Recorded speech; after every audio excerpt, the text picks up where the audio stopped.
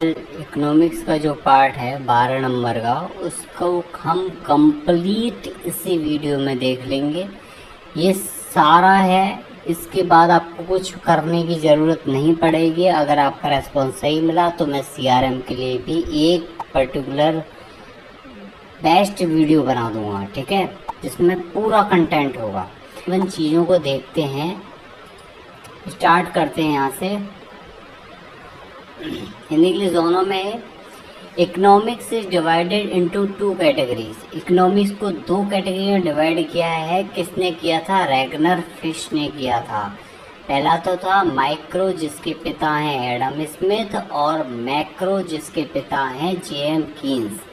अब यहाँ पर माइक्रो है, छोटा है, तो ये इंडिविजुअल यूनिट से क्या करेगा? डील करेगा। यहाँ पर किससे डील करेगा? ये नेशन एज ए होल, यानी कि पूरे राष्ट्र से। यहाँ पर क्या होगा? प्राइस को मेजर कंपोनेंट माना जाता है, यहाँ पर इनकम को मेजर कंपोनेंट माना जाता है। इसके बाद इंडिविजुअल डिमांड एंड सप्लाई पर क्या करता है? डिपेंड करता है। कौन? Micro economic. यहाँ पर कौन होता है? एग्रीगेट डिमांड एंड सप्लाई पर क्या करता है? डिपेंड। कौन? Macro economic. अब इसके बाद चैप्टर 1 पर आते हैं। कुल मिलाकर इसमें 11 चैप्टर हैं। सारा चीज़ आपका कंप्लीट हो जाएगा। इकोनॉमिक्स एंड मार्केटिंग का part. Budget and taxation. Budget and taxation में क्या होता है? प्रॉपर तरीके से एक एक चीज़ को देखेंगे। पहले ये देखते हैं कि बजट क्या होता है। बेसिकली बजट होता है, सरकार एक थैले में बहुत सारे कागज़ पत्तर लेके आती है और क्या करती है? अपनी आय और व्यय का ब्यौरा प्रस्तुत करती है। और बेसिकली ये जो ब्यौरा होता है ये आपके और क्या करती है? अपनी आय और व्यय का ब्यौरा प्रस्तुत करती है। और बेसिकली ये जो ब्यौरा होता है ये आपका जो है करंट ईयर, जैसे कि 2021 चल रहा है, 2021, 2020 और 2022। जैसे 2021 में जो बजट प्रस्तुत किया गया उसमें 3 साल का डेटा रखा गया था, आय और व्यय का।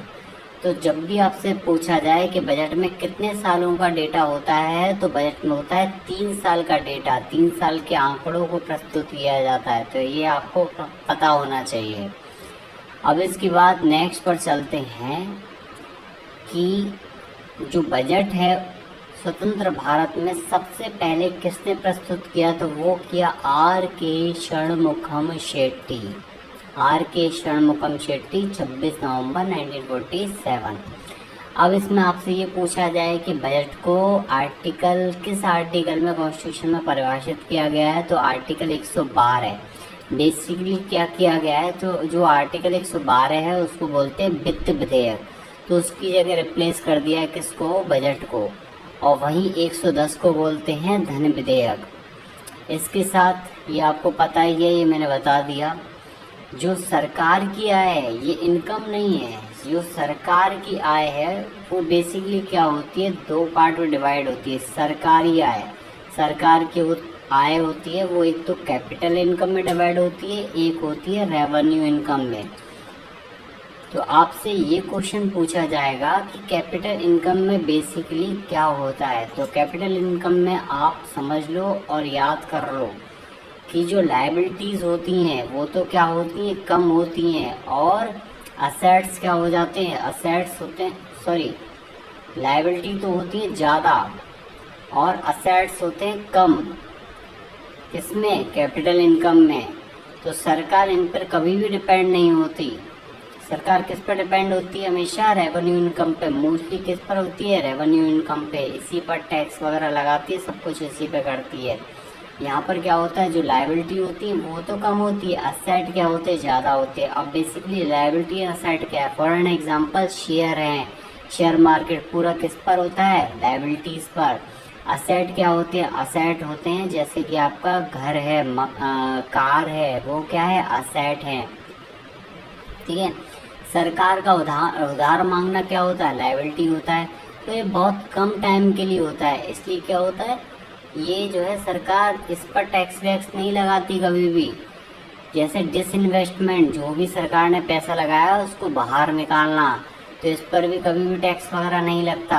तो ये क्या होता है, ये सब कैपिटल इनकम में आते हैं। अब इसमें आ जाता है रेवेन्यू इनकम में, लायबिलिटी कम असेट ज़्यादा। लेकिन इसमें किस तरह के, कितने तरह के टैक्स होते हैं, 2 तरह के होते हैं, नॉन टैक्स एंड टैक्स। इसमें 2 तरीके से डिवाइड किया है, एक तो non tax and tax. Non tax मतलब जिन पर टैक्स पे ना किया जा रहा हो, टैक्स मतलब जिन पर टैक्स पे किया जा रहा हो। अब नॉन टैक्स में कौन आता है, जैसे कि किसी पर्सन की इनकम है कितनी, 10 लाख, और उस पर्सन ने अपने बच्चों की फीस के लिए 2 लाख रुपए दे दिए। इसके साथ उसने अपने घर के और आसपास के जो इंटरेस्ट आ रहा है, यानी जो इंटरेस्ट लग रहा है उसका, जो लोन ले रखा है उसने, उस पर उसने कितने दे दिए, 50,000 दे दिए। तो यहाँ पर क्या होगा, 50,000 एंड 2 लाख देने के बाद उसके पास कितने बच गए, उसके पास 7.5 लाख रुपए बच गए।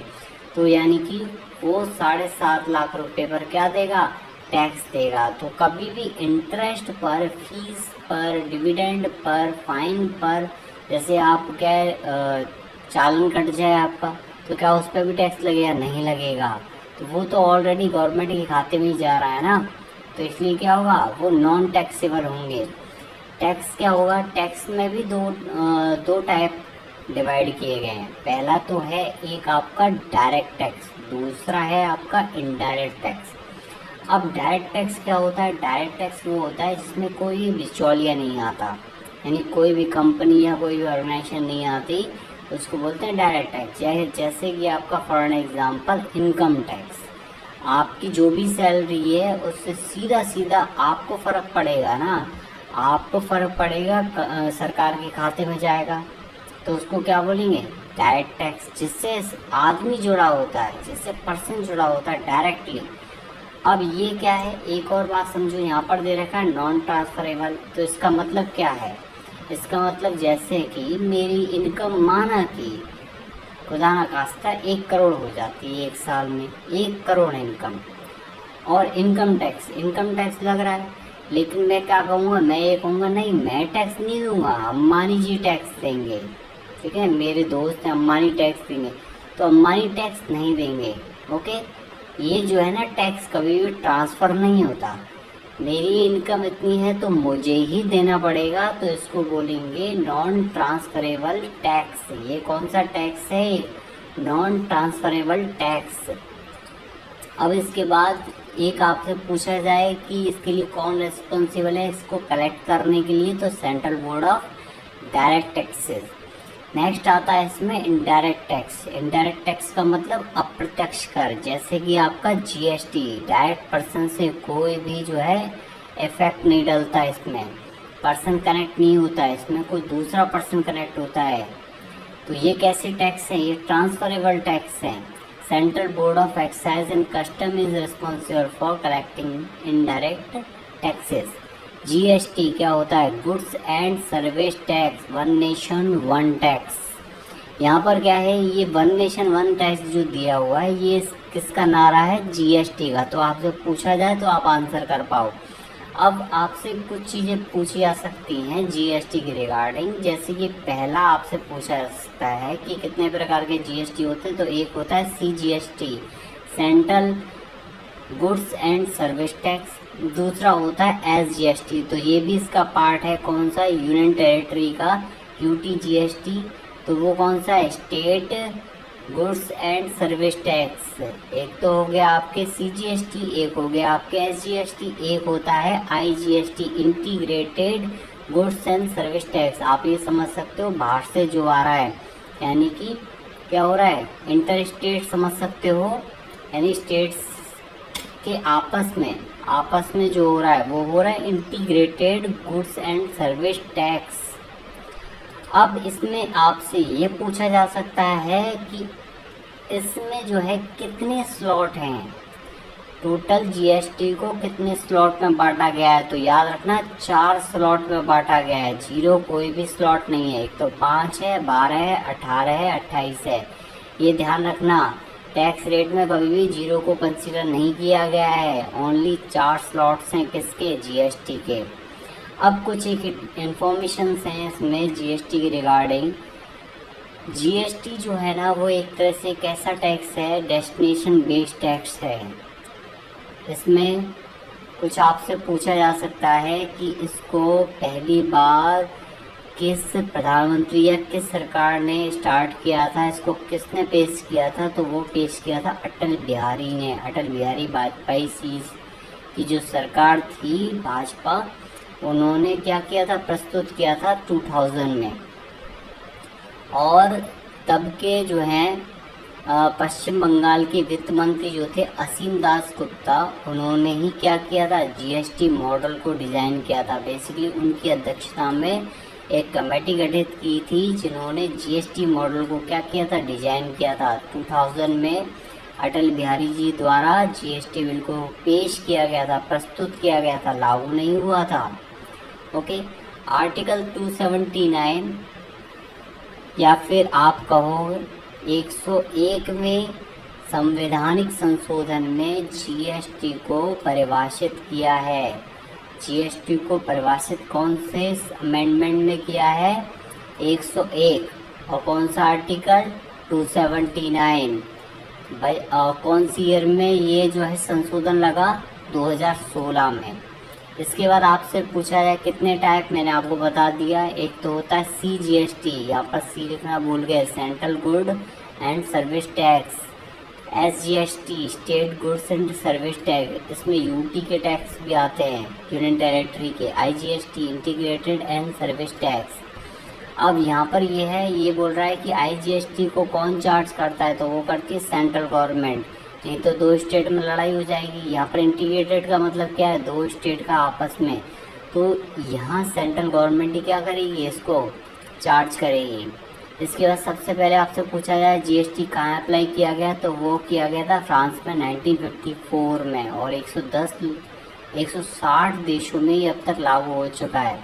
और जो हमारे इंडिया का जो जीएसटी है वो एक तरह से डुअल जीएसटी कंसेप्ट है, जो लिया गया है कनाडा से।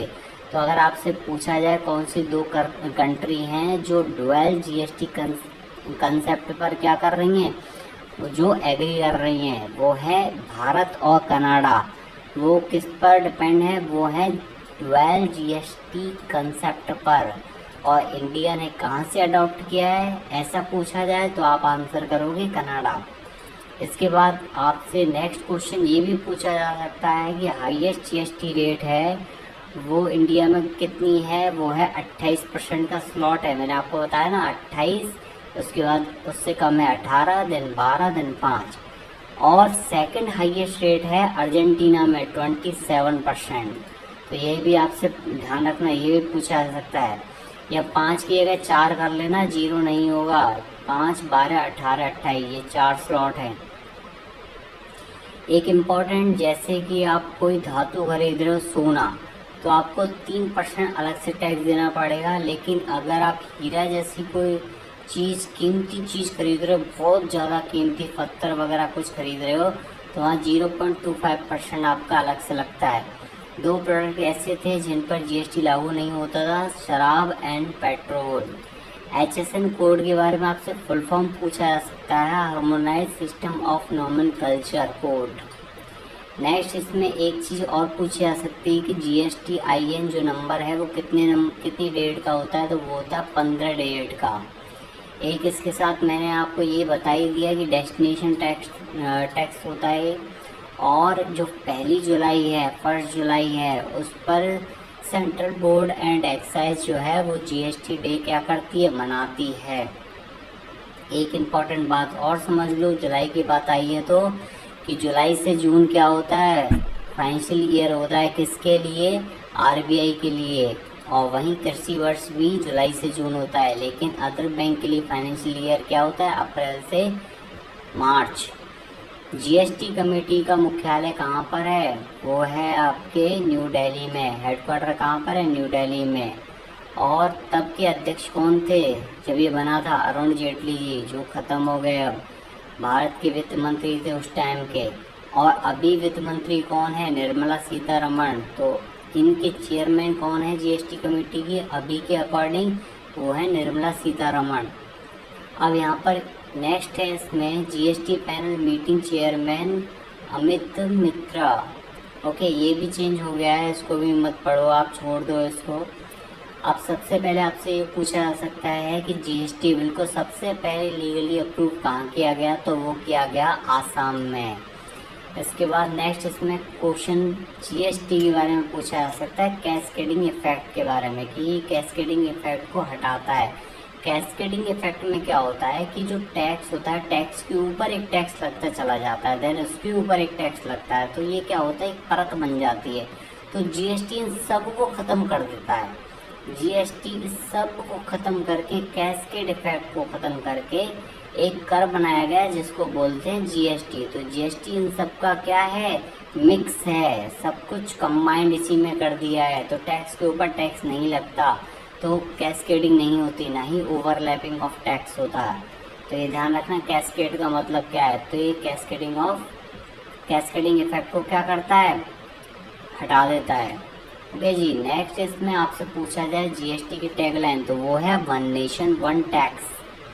It bring uniform tax structure in India, समान कर संरचना लाता है पूरे देश में। डायरेक्ट टैक्स और इनडायरेक्ट टैक्स 1 बाय 1 पढ़ लेंगे। डायरेक्ट टैक्स क्या होता है, इनकम टैक्स होता है। जैसे कि इनकम टैक्स है वो एक डायरेक्ट टैक्स है, प्रत्यक्ष कर है, पर्सन डायरेक्ट देगा, ठीक है, पर्सन पर इफेक्ट पड़ेगा। 1860 में पेश किया गया, 1873 में ख़त्म कर दिया, देन 1886 में फिर से स्टार्ट किया। अब क्या होता है, ये बेसिकली क्या है, ये जो टैक्स है, ये इनकम टैक्स है, ये आय के स्लॉट्स पर लगता है। जैसे कि अब ये आय का स्लॉट यहाँ से काट के 0 से 5 लाख कर दिया है, 5 से 10 लाख, 10 लाख से ऊपर जिनकी इनकम, उनको अलग टैक्स देना पड़ेगा। तो इस तरह से ये टैक्स लगता है। अब इसमें और इम्पोर्टेंट चीज़ पढ़ लेते हैं। Next point, corporate tax. Corporate tax क्या होता है, जब कोई ऑर्गेनाइजेशन क्या करती है, इनकम करती है, तो उस पर एक टैक्स देती है, या फिर लाभ कमाती है उस पर एक टैक्स देती है, तो उसको बोलते हैं कॉर्पोरेट टैक्स या फिर निगम कर। और वहीं कंपनी इसको बोलती है लाभ कर, लाभ पर लिया जाने वाला कर। बेसिकली जो इंडियन गवर्नमेंट या फिर गवर्नमेंट है वो क्या करती है, उसका मेन सोर्स ऑफ इनकम क्या है, यही सोर्स ऑफ इनकम है। क्योंकि हमारे क्या है, देश में बहुत सारे कॉर्पोरेट एजेंसीज हैं या फिर ऑर्गेनाइजेशंस हैं। अब इसके बाद आता है गिफ्ट टैक्स। 50,000 तक की जैसे कोई आप गिफ्ट देते हो शादी ब्याह में या फिर अपने फ्रेंड को, तब तक कोई टैक्स नहीं लगता है। लेकिन जैसे 50,000 से ज़्यादा का कोई उपहार देते हो तो उस कंडीशन में आपको एक टैक्स पे करना पड़ता है, जिसको बोलते हैं गिफ्ट टैक्स। उपहार के रूप में जब कोई चीज़ दी जाती है तो उस पर जो टैक्स लगता है उसको बोलते हैं गिफ्ट टैक्स। ओके जी, अब इसके बाद नेक्स्ट आता है इसमें एस्टेट ड्यूटी। एस्टेट ड्यूटी क्या होता है कि यह जब प्रॉपर्टी ट्रांसफ़र की जाती है अपने पिता द्वारा अपने पुत्र को या फिर किसी दूसरे उत्तराधिकारी को, तो उसको बोलते हैं एस्टेट ड्यूटी या फिर जायदाद कर। जायदाद पर दिया जाने वाला कर, मतलब कि जायदाद कर। ये ख़त्म कर दिया 1985 के समथिंग ख़त्म कर दिया था इसको। वेल्थ टैक्स बोलते हैं पूंजी कर या फिर धन कर। जब आदमी के पास, जब पर्सन के पास व्यक्तिगत संपत्ति होती है तो उस पर जो टैक्स लगाया जाता है उसको बोलते हैं वेल्थ टैक्स। 1957 में स्टार्ट किया और 2015 में इसको अरुण जेटली सरकार द्वारा ख़त्म कर दिया गया। जैसे कि आपके जो अंबानी जी हैं, जो टाटा बिरला, ये लोग जो हैं उनको क्या देना पड़ता था, वेल्थ टैक्स देना पड़ता था। जो उनके पास संपत्ति थी उस पर टैक्स देना पड़ता था। अब इस एक्सपेंडिचर में देखेंगे हम रेवेन्यू एक्सपेंडिचर और कैपिटल एक्सपेंडिचर। ये हमने ऑलरेडी पढ़ लिया है। रेवेन्यू एक्सपेंडिचर में क्या है कि जब आपकी लायबिलिटी क्या हो, लायबिलिटी आपकी बढ़ें, ओके, लायबिलिटी आपकी जो है बढ़ें और असेट क्या हो, कम हो। और कैपिटल एक्सपेंडिचर हमने पढ़ा था कि लायबिलिटी जब आपकी कम हो और एसेट क्या हो, ज़्यादा हो, तब उस कंडीशन में क्या होगा, कैपिटल एक्सपेंडिचर। अब यहाँ पर देखते हैं, देखो लायबिलिटी ज़्यादा है, शेयर मार्केट मैंने आपको बताया पूरा लायबिलिटी का खेल है। तो ये क्या है, शॉर्ट टर्म प्लान होते हैं। यहाँ पर क्या होते हैं, असेट के ऊपर मेनली डिपेंड होता है, तो ये लॉन्ग टर्म प्लान होते हैं। और इसमें क्या होता है, नॉन रिकरिंग होते हैं, मतलब कि दोहराए नहीं जाते हैं, ये होते हैं रिकरिंग, यानी दोहरा सकते हैं इनको हम। यहाँ पर ये आपने मकान ले लिया, लेकिन आप ऐसा थोड़ा ना ये दोबारा मकान ले लोगे, मकान पे मकान पे मकान इस तरह से थोड़ा लेते हो जाओगे, नहीं लोगे मकान। तो इसका मतलब क्या कर रहे हो, उनको आप रिपीट नहीं कर रहे हो। लेकिन यहाँ क्या हो रहा है, शेयर पर शेयर लोग खरीदते चले जाते हैं, इनको आप दोहरा सकते हैं, इस तरह से आप समझ सकते हो। डेवलपमेंट में क्या होता है, इसमें बेसिकली डेवलपमेंट के ऊपर डिपेंड होता है। ये शेयर मार्केट कोई डेवलपमेंट का वो थोड़ी ना है, एक फैक्टर नहीं है ना, तो ये नॉन डेवलपमेंट है, नॉन प्रोडक्टिव है, ये प्रोडक्टिव है। इस तरह से आप समझ सकते हो। इसके साथ कुछ एग्जाम्पल इसमें दिए हैं इंडियन फाइनेंशियल सिस्टम के अकॉर्डिंग, वो ये कि ओल्ड एज पेंशन जो है वो कैसा है, रेवेन्यू एक्सपेंडिचर। गवर्नमेंट एम्प्लॉय जो देश के अंदर हो रहे हैं उसको तो काउंट किया है किसमें, रेवेन्यू एक्सपेंडिचर में, जिसको हम जल्दी से उल्टा लेंगे। लेकिन क्या होता है, जो फॉरेन के साथ होती है, defence of USA, USSR, China और स्टैचू ऑफ यूनिटी वगैरह, इंफ्रास्ट्रक्चर वगैरह, तो ये सारा क्या है, ये आपका 1 साल से ज़्यादा का टाइम लेता है। तो इसको हमने किस में रखा है, कैपिटल एक्सपेंडिचर में। इस तरह से आप क्या है, कुछ चीज़ याद भी कर सकते हो, कुछ चीज़ समझ भी सकते हो। अब यहाँ पर देखते हैं हम कि बजट में 3 कंडीशन होती हैं बेसिकली। कौन कौन सी कंडीशन होती है, एक तो होती है सरप्लस की कंडीशन, एक होती है बैलेंस कंडीशन, एक होती है डेफिसिट बजट। अब यहाँ पर स्टार्ट करेंगे हम डेफिसिट बजट से। डेफिसिट बजट में क्या होता है, डेफिसिट बजट को हिंदी में बोलते हैं घाटे का बजट। मतलब कि जब बजट सरकार पेश करती है तो वहाँ ये कहती है कि ये इनकम है और ये एक्सपेंडिचर है। लेकिन अगर आय कम हो और खर्चा ज़्यादा हो तो उस कंडीशन में क्या होगा, घाटा होगा। खर्चा ज़्यादा हो गया, आय कम रही, तो क्या है, घाटा। तो इसको बोलेंगे डेफिसिट बजट। लेकिन यहीं दोनों बराबर हैं तो इसको बोलेंगे बैलेंस बजट। लेकिन वहीं जब आपकी इनकम ज़्यादा है और एक्सपेंडिचर है वो कम है तो उस कंडीशन बोलेंगे उसको सरप्लस बजट, यानी कि अधिशेष बजट। अब इसमें क्या होगा, ये बहुत ज़्यादा खराब होता है डेफिसिट बजट, कभी भी कोई सरकार इस बजट को प्रस्तुत नहीं करती। अब बेसिकली क्या हुआ था, ये बजट जो है लेकिन प्रस्तुत नहीं करती, लेकिन हो जाता है बजट जो है ना वो घाटे में चला जाता है हर बार।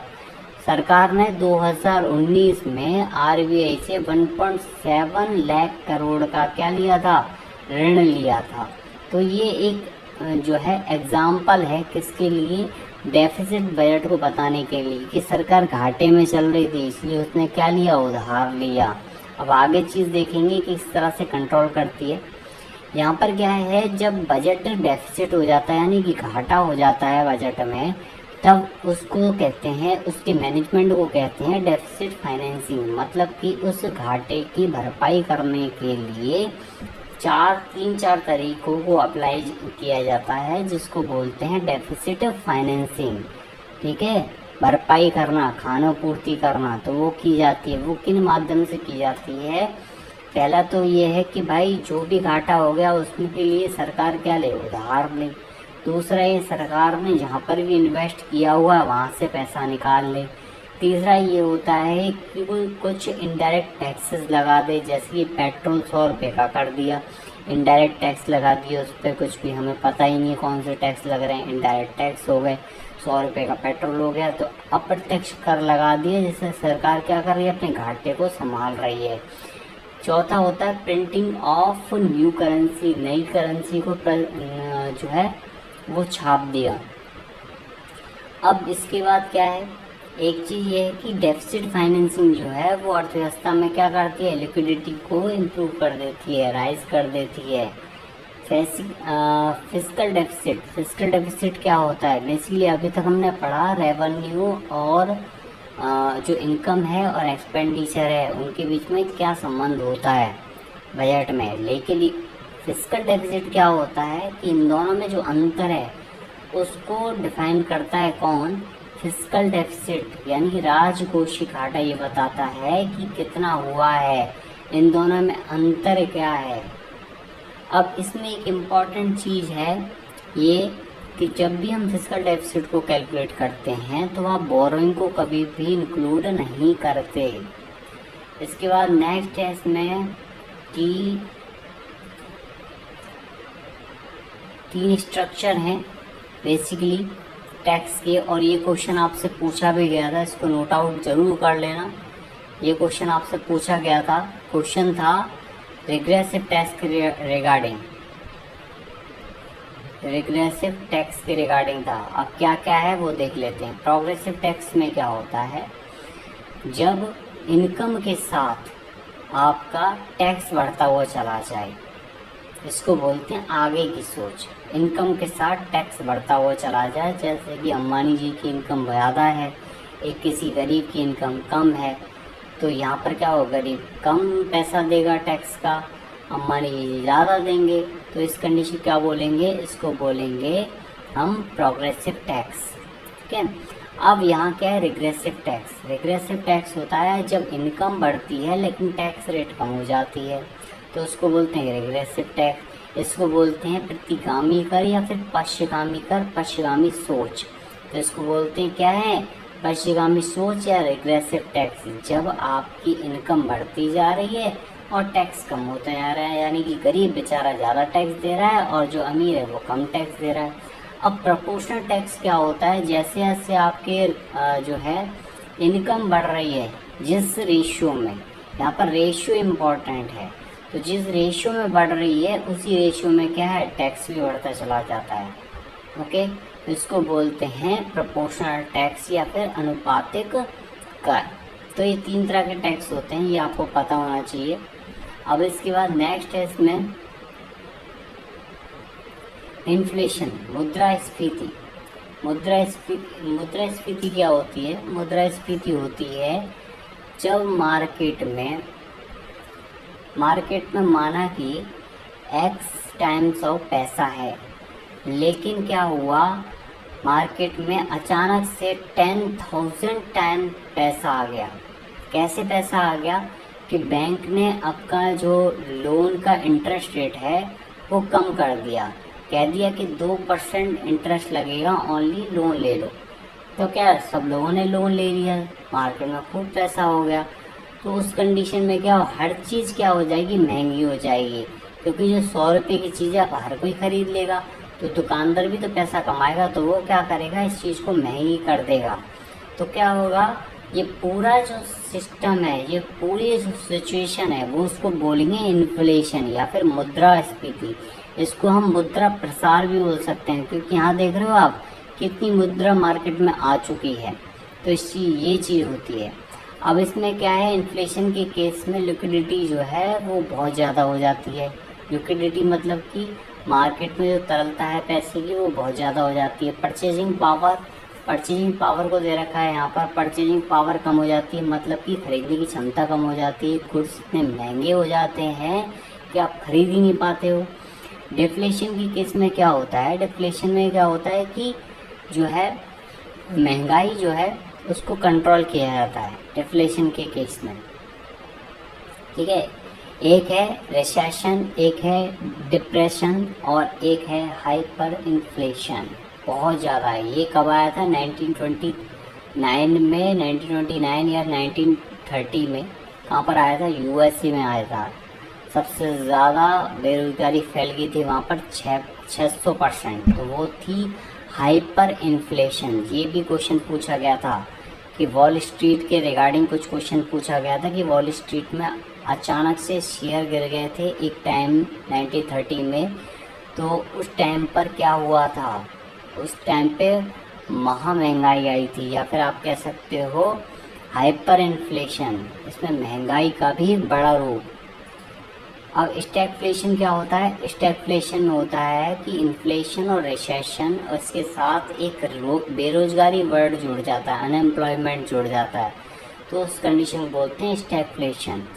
डिफ्लेशन क्या होता है, करोड़पति हो और चीज़ें भी सस्ती हों, यानी कि जैसे कि अभी इस टाइम पे कौन, टाटा बिरला और अंबानी, उनके लिए क्या है, चीज़ें सस्ती हैं, वो करोड़पति हैं।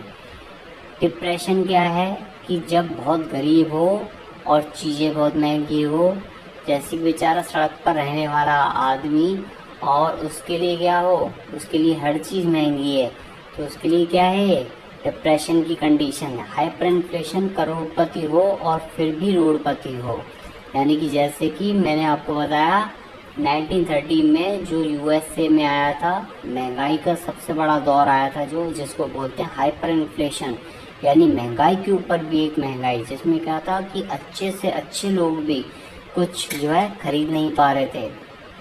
इसको बोलते हैं हाइपर इन्फ्लेशन। तो इसको बहुत अच्छी टेक्निक से समझाया गया है यहाँ पर, करोड़पति हो फिर भी रोडपति हो।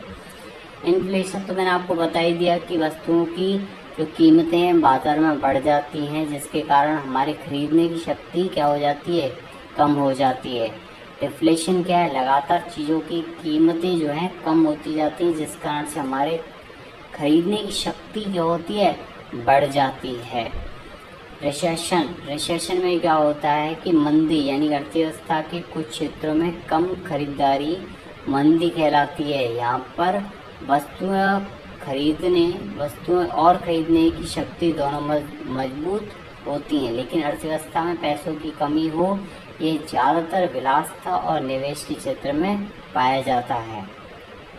ये जहाँ पर भी इन्वेस्टमेंट होता है यहाँ पर या फिर यहाँ पर भी आपका फिजूल खर्ची होती है, वहाँ पर मंदी की चीज़ देखी जाती है, मंदी की कंडीशन देखी जाती है।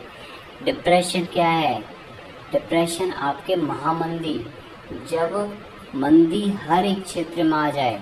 यहाँ पर तो क्या हो रहा, मंदी कहाँ पर आ रही है, यहाँ पर सिर्फ मंदी आ रही है विलासिता और इन्वेस्टमेंट के एरियाज़ में, लेकिन यहाँ पर क्या हो रहा है, यहाँ पर हर कंडीशन में मंदी आ रही है, तो उसको क्या बोलेंगे, महामंदी।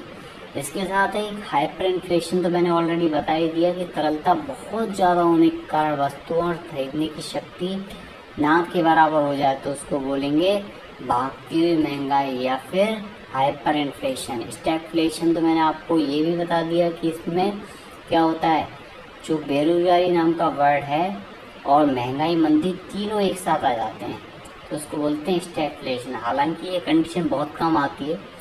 टाइप्स ऑफ इन्फ्लेशन, अब इन्फ्लेशन के टाइप कौन कौन से, मुद्रास्फीति के प्रकार कौन से हैं, तो पहला तो है आपका क्रीपिंग इन्फ्लेशन, यानी कि रेंगती हुई मुद्रास्फीति। इसमें क्या होता है, रेट ऑफ इंटरेस्ट जो है ना, जो परसेंटेज है वो बहुत कम होता है, वो वेरी लो रेट, इन्फ्लेशन जो रेट होती है वो बहुत कम होती है।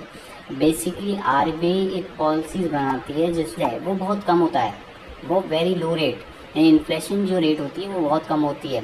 बेसिकली आरबीआई एक पॉलिसीज बनाती है जिसको बोलते हैं मॉनेटरी पॉलिसी।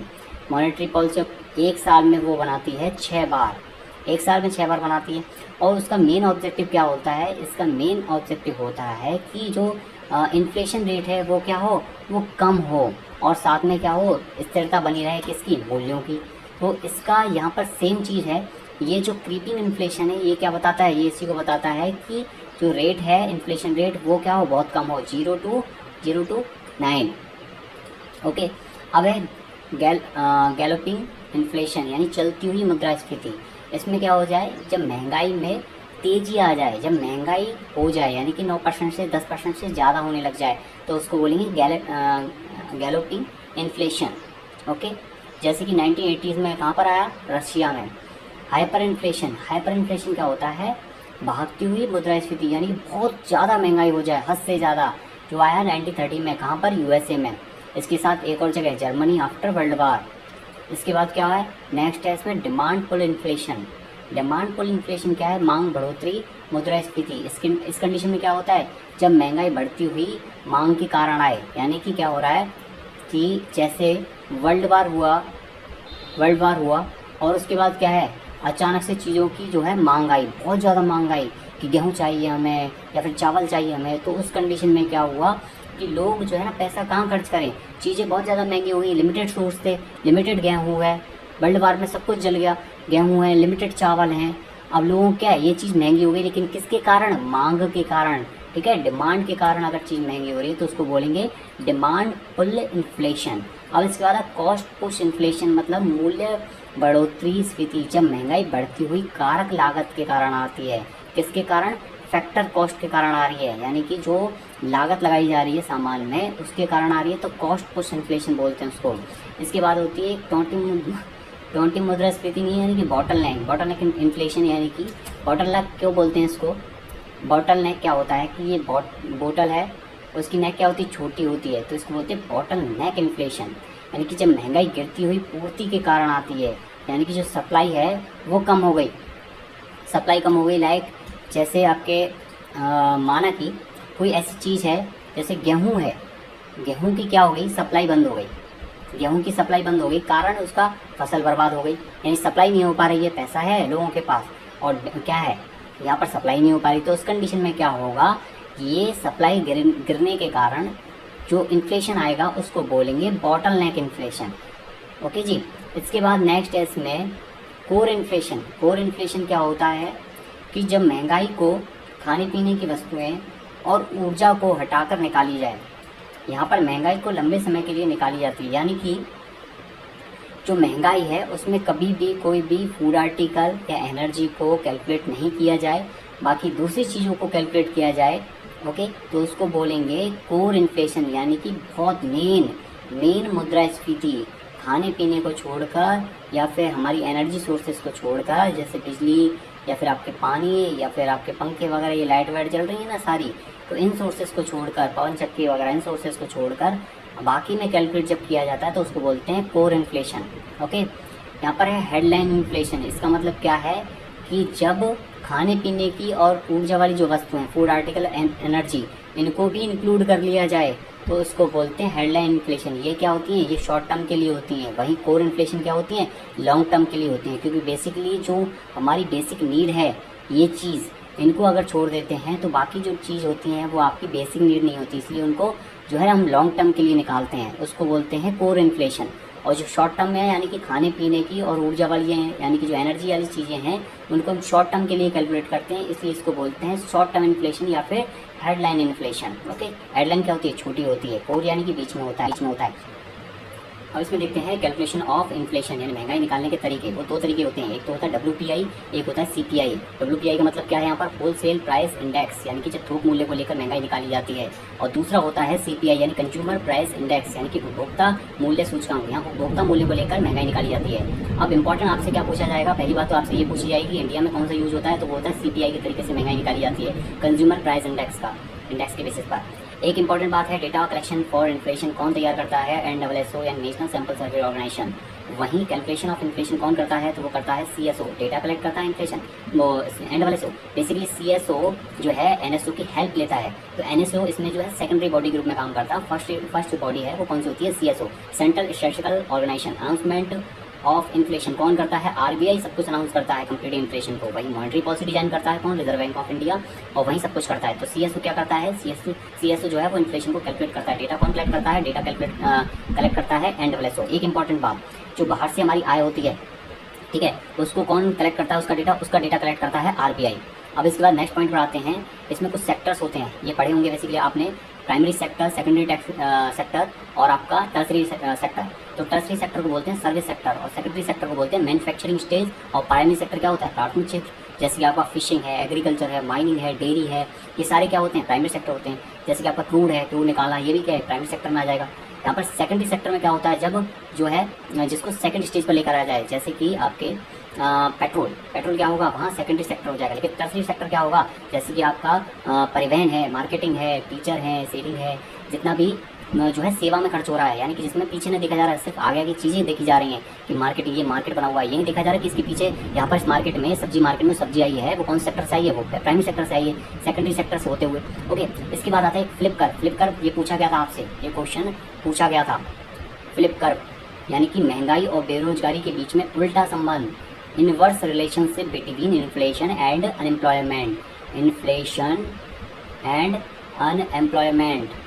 अनएम्प्लॉयमेंट। तो इसके बीच में क्या? इनवर्स प्रोपोर्शनल हो, इन्फ्लेशन बढ़े तो अनएम्प्लॉयमेंट कम हो, तो उसको बोलेंगे फ्लिप कर्व। उसको कौन से कर्व से दर्शाएंगे? फ्लिप कर्व से।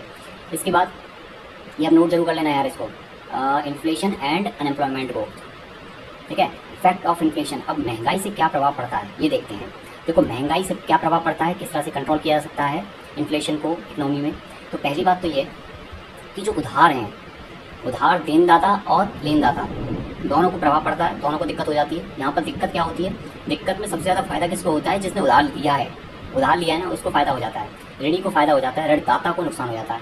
फायदा दोनों को होता है वैसे, लेकिन ऋणदाता से ज़्यादा फायदा किसको होता है, जिसने ऋण लिया है। ओके, अब इसके बाद एक और है निर्यातक और आयातक। निर्यातक मतलब बेचने वाले, आयातक मतलब खरीदने वाले। तो यहाँ पर क्या होता है कि जो बेचने वाले होते हैं वो ज़्यादा फायदे में होते हैं, बेचने वाले कौन होते हैं, ज़्यादा फायदे में। अब बेसिकली होगा क्या, होगा ये कि यहाँ पर आप थोड़ा कंफ्यूज हो जाएं, क्या पता इन दोनों में। तो आपको समझने के लिए एक चीज़ बता दें, माने कि आप एक साहूकार के पास गए और वहाँ आपने साहूकार से कितने हज़ार रुपये लिए, 10,000 रुपये लिए।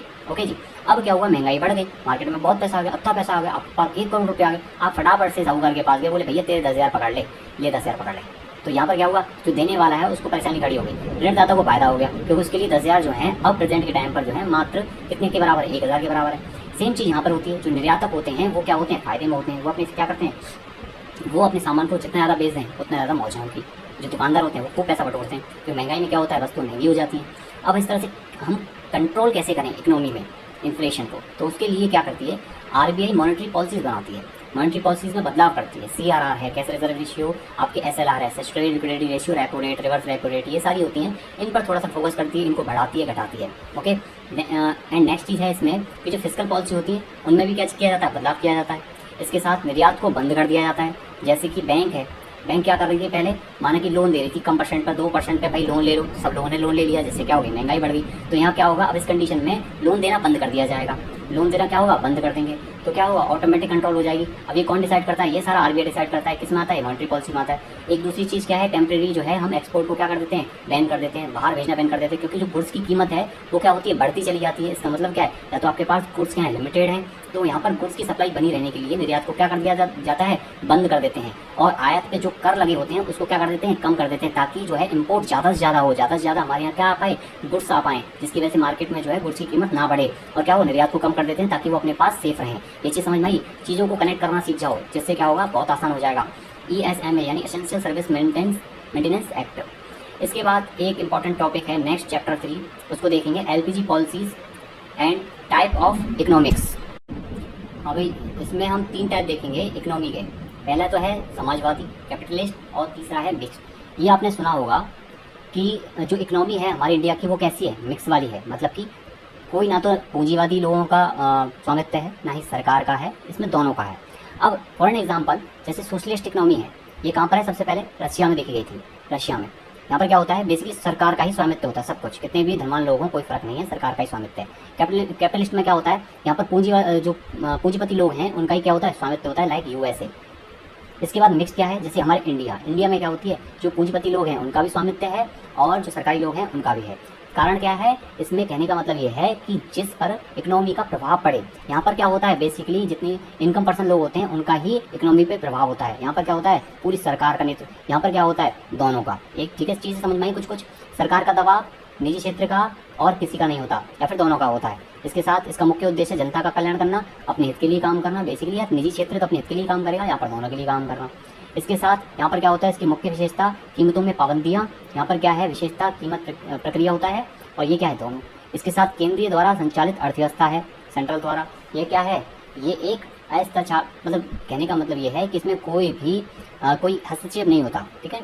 और ये क्या, also known as Nehruvian economy और ड्वेल इकोनॉमी, यानी कि दोनों तरह से होती है, डिपेंड करती है। ऐसा नहीं है कि जो है आप अगर टाटा बिरला और अंबानी जैसे लोगों को क्या करोगे, परेशान करोगे, तो क्या करेंगे वो फिर सरकार को परेशान करने लग जाएंगे। तो यार इंडिया इकोनॉमी में क्या होता है, यही होता है। इसको बोलते हैं नेहरूवियन इकोनॉमी और ड्वेल इकोनॉमी, दोनों का इफेक्ट होता है, दोनों का आपस में इफेक्ट होता है, दोनों कनेक्टेड होते हैं। यहाँ पर एग्जाम्पल भी लिखा हुआ है। इसके बाद नेक्स्ट आता है इसमें प्राइस मैकेनिज्म, यानी कीमत प्रक्रिया। यहाँ चीज़ों की कीमत मांग और पूर्ति पर निर्भर करती है, मांग और पूर्ति पर निर्भर करती है, किसमें, प्राइस मैकेनिज्म में। इंडियन इकोनॉमी 1947 से 1969 तक क्या कहा जाता था उसको, नेहरूवियन इकोनॉमी। क्या कहते थे, नेहरूवियन इकोनॉमी, 1947 से लेकर 1969 तक की इकोनॉमी को। अब इसके बाद इंपॉर्टेंट आपसे जो पूछा जा सकता है वो ये कि जो 14 बैंक थे, इंदिरा गांधी ने उनको क्या कर दिया था, नेशनलाइज कर दिया था। कब, 1969 में। ओके जी। और क्या हुआ, इंडियन इकोनॉमी ने उसको जो है सोशलिस्ट इकोनॉमी, समाजवादी जो अर्थव्यवस्था है उसमें 1991 तक क्या किया था, इसको कंसीडर किया था। 1991 तक समाजवादी अर्थव्यवस्था में कंसीडर किया था। वैसे हमारी अर्थव्यवस्था कौन सी है, मिक्स्ड वाली। एक इंपॉर्टेंट आपसे ये भी पूछा जा सकता है कि एसबीआई जो है का नेशनलाइजेशन कब हुआ था, तो एसबीआई का भैया नेशनलाइजेशन नहीं हुआ था इसमें 1969 में। एसबीआई जो है वो एक तरह से क्या है, गवर्नमेंट बॉडी है, या फिर आप कह सकते हो आरबीआई की एक सब्सिडरी बॉडी है, आरबीआई की एक छोटी बॉडी है। आरबीआई ने इसको क्या कर लिया था, खरीद लिया था, अपने अंडर में ले लिया था गवर्नमेंट ने इसको। तो एसबीआई का भी नेशनलाइजेशन नहीं हुआ है एसबीआई का। तो ये भी आपसे अगर क्वेश्चन पूछा जाए कि इनमें से कौन से बैंक है जिसका राष्ट्रीयकरण नहीं हुआ है, तो आप एसबीआई पर टिक कर दोगे, ध्यान रखना ये बात। ओके जी। एलपीजी नीति 1991 में आई थी, ओके, और अर्थव्यवस्था में, जिससे क्या हो गई, अर्थव्यवस्था हमारी मिश्रित हो गई थी, मिक्स्ड इकोनॉमी हो गई थी। पहले कौन सी थी, सोशलिस्ट। एलपीजी पॉलिसीज 1991 में औद्योगिक क्षेत्रों में लाया गया था उसको, और इसको मनमोहन सिंह जी ने और पीवी नरसिम्हा राव जो उस टाइम पे क्या थे, पीएम थे। ये तो पीएम थे और ये थे अपने कौन, फाइनेंस मिनिस्टर। तो ये 1991 में लेकर आए थे कौन सी इकोनॉमी, मिक्स्ड इकोनॉमी, या फिर लिबराइजेशन को, प्राइवेटाइजेशन को एंड ग्लोबलाइजेशन को। इन तीनों चीज़ों को लेकर आए थे, जिसकी वजह से आप क्या आज एप्पल का मोबाइल खरीदते हो ना तो सुकून से चला पाते हो, कार खरीदते हो तो सुकून से चला पाते हो। वरना एप्पल का उस टाइम से पहले अगर एप्पल का मोबाइल खरीदते तो एप्पल के मोबाइल जितने में आया उससे ज़्यादा तो आपको टैक्स देना पड़ जाता। केवल किसकी वजह से हुआ, डॉक्टर मनमोहन सिंह जी की वजह से हुआ था ये। अब इसके बाद लिबरेशन, लिबरेशन कब आया था, 1991 में हुआ था। इसमें क्या हुआ था, इसमें कुछ क्षेत्रों को छोड़कर क्या किया था, लाइसेंस को हटाया गया था, जैसे शराब उद्योग, दवाई, ओके, शराब उद्योग, दवाई उद्योग। इसके बाद फ्रीडम इन फिक्सिंग प्राइस, यानी कि दाम को निर्धारित करने की छूट दी गई थी। एक साथ उद्योगों को बढ़ाने या कम करने की भी छूट दी गई थी। पहले ऐसा नहीं था, पहले ये था कि आप जो है ना तो उद्योग को बढ़ा सकते बिना परमिशन के, ना ही घटा सकते, तो ये सब चीज़ थी, ना ही कम कर सकते।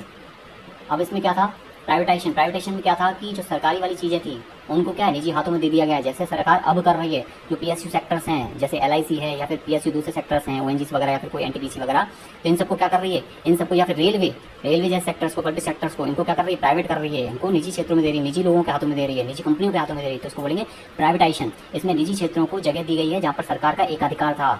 अब इसके बाद नेक्स्ट है, इसमें बेसिकली क्या है, कौन कौन से पॉइंट हैं इसमें। एक तो है डिसइन्वेस्टमेंट इन पब्लिक सेक्टर, मतलब खास बात यह है, ये ऐसा क्यों होता है, जब सरकार पब्लिक सेक्टर से अपना पैसा निकाल ले, या फिर शेयर जो है, जैसे 100% शेयर है तो उसमें कह दे कि जो कंपनीज हैं वो भी पार्ट ले सकती हैं, उनको पैसा देना पड़ेगा, और क्या होगा, जो पब्लिक सेक्टर है उनके हाथ में चला जाएगा। अब इसके साथ promotion of BIFR committee, BIFR committee को बढ़ावा दिया गया, यानी कि board industrial and financial reconstruction.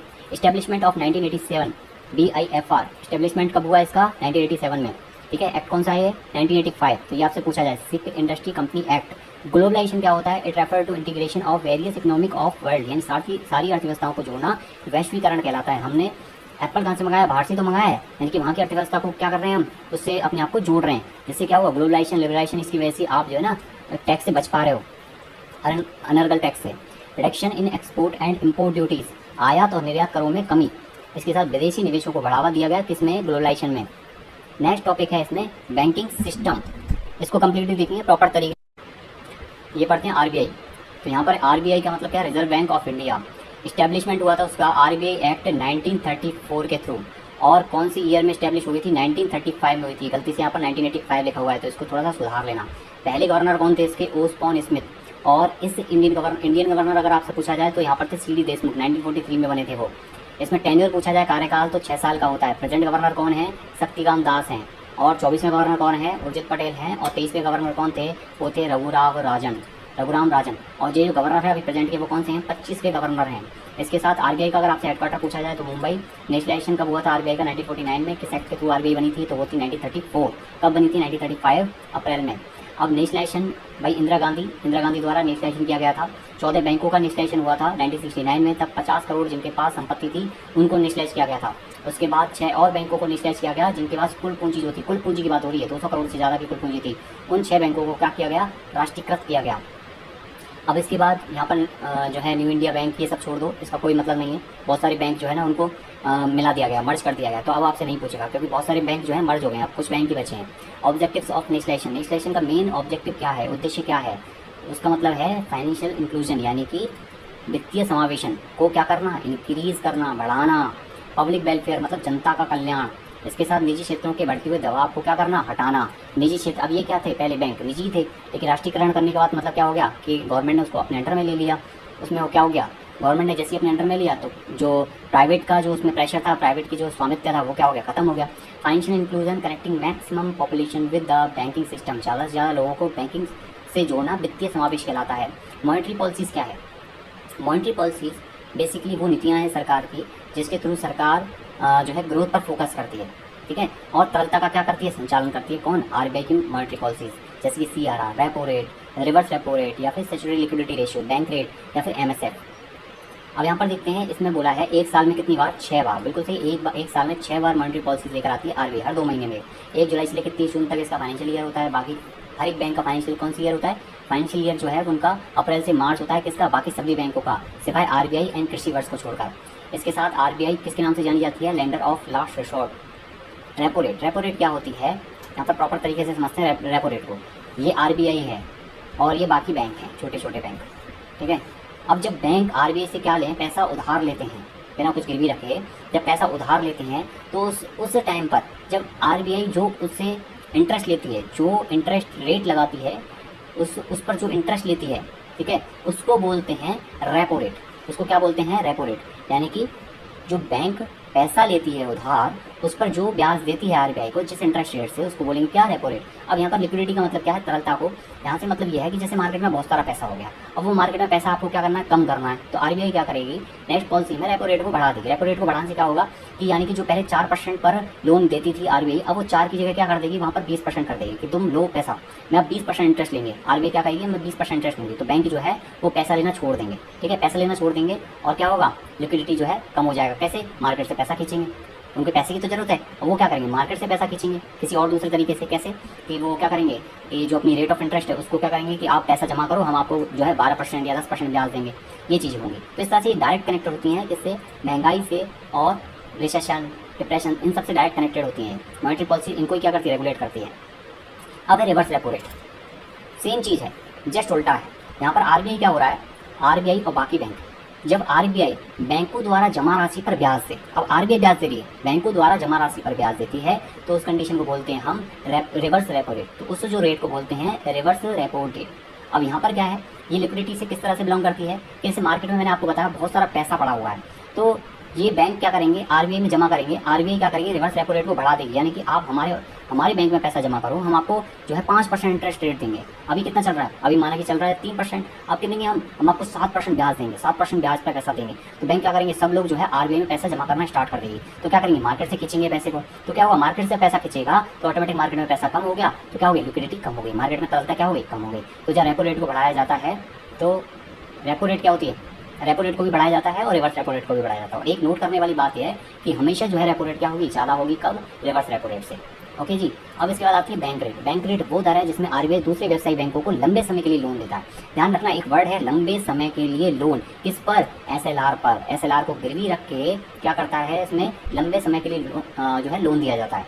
MSF, ये जो है ना बॉन्ड, ये बॉन्ड रख के लोन मिलता है इसमें लंबे समय के लिए। इसमें क्या होता है, एमएसएफ, इसमें होता है कि जब बैंक एसएलआर को गिरवी रखे, इसमें एसएलआर को गिरवी रखा जाता है, एसएलआर को गिरवी रख के, स्टैट्यूटरी लिक्विडिटी रेशियो, यानी कि ये वो पैसा है जो बैंक अपने पास रखती है नकदी को छोड़कर बाकी दूसरे रूपों में, जैसे कि सोना, बॉन्ड और आपके ट्रेजरी बिल्स, ओके, इन सब के माध्यम से, तो वो होते हैं एसएलआर। तो एसएलआर को जब गिरवी रख के आरबीआई से रातों रात पैसा लेती है, तो उस पर जो रेट लगती है उसको बोलते हैं एमएसएफ। ओके। अब इसके बाद यहाँ पर क्या है, cash reserve ratio. Cash reserve ratio क्या होता है कि बैंक को अपनी साख बचाने के लिए आरबीआई की गाइडलाइन है कि आपको हमारे पास इतना पैसा तो रखना ही पड़ेगा, इतना कैश तो आपको रखना ही पड़ेगा। तो बैंक क्या करेगी, अपनी साख बचाने के लिए यहाँ पर आरबीआई के पास पैसा रखिए। आरबीआई ने बोल रखा अगर आप नहीं रखोगे पैसा तो हम आपका बैंक जो है वो बंद कर देंगे। तो उसको बोलते हैं कैश रिजर्व रेशियो, जो कैश की फॉर्म में आरबीआई के पास रखा होता है। इस पर आरबीआई कभी ब्याज नहीं देती बैंकों को, ठीक है। इसके बाद ये जरूरी होता है, नगद में होता है, इस पर कभी ब्याज नहीं मिलता, सिक्योरिटी और वीकली।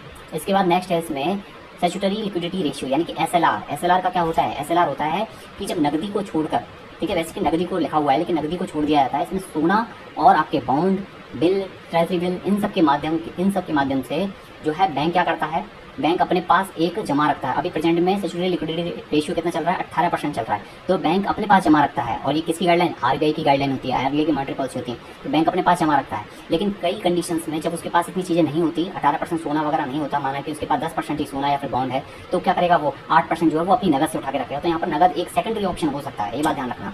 ओके। अब इसके बाद नेक्स्ट है इसमें open market operation. Open market operation में क्या होता है कि जो सरकारी बॉन्ड्स होते हैं उनको क्या सिक्योरिटीज होती हैं, उनको खरीदा और बेचा जा सकता है मार्केट से डायरेक्ट। इसके बाद मुद्रा बैंक। मुद्रा बैंक क्या है, मुद्रा यानी कि micro unit development and refinance agency. इनको PMYY या मतलब कि प्रधानमंत्री मुद्रा योजना के अंडर इसको क्या किया गया, गठित किया गया था 2015 में।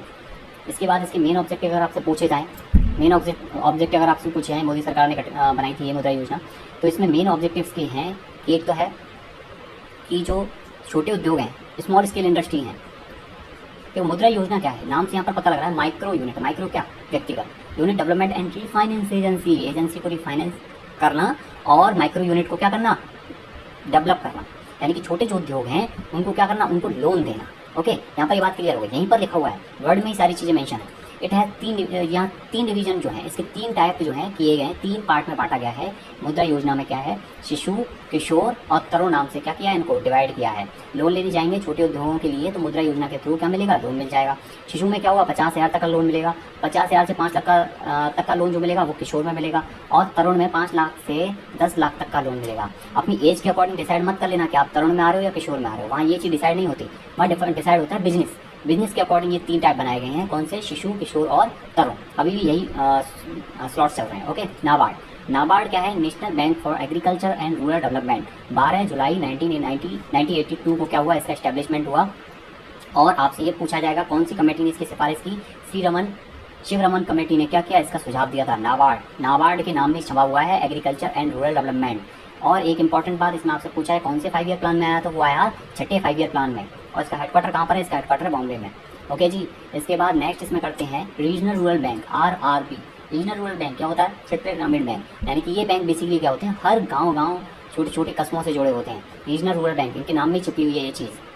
अब फर्स्ट पॉइंट पढ़ते हैं। पहला पॉइंट क्या है, 1975 में इसको बनाया गया था पहले ग्रामीण बैंक को, जिसका नाम था प्रथमा ग्रामीण बैंक। ओके, जिसका प्रायोजक था सिंडिकेट बैंक का पार्ट था कौन सा, पहला ग्रामीण बैंक जो था ना वो प्रथमा, वो कौन से बैंक का पार्ट था, सिंडिकेट बैंक का। जैसे फॉर एग्जांपल आपकी स्टेट में कौन सी RRB जो है रेगुलेट पूरा ऑपरेशन करती है, जैसे कि राजस्थान की बात करते हैं माना कि, तो राजस्थान में 2 हैं, एक तो बैंक ऑफ बड़ौदा है और एक जो है मरुद्रा है, तो ये 2 हैं।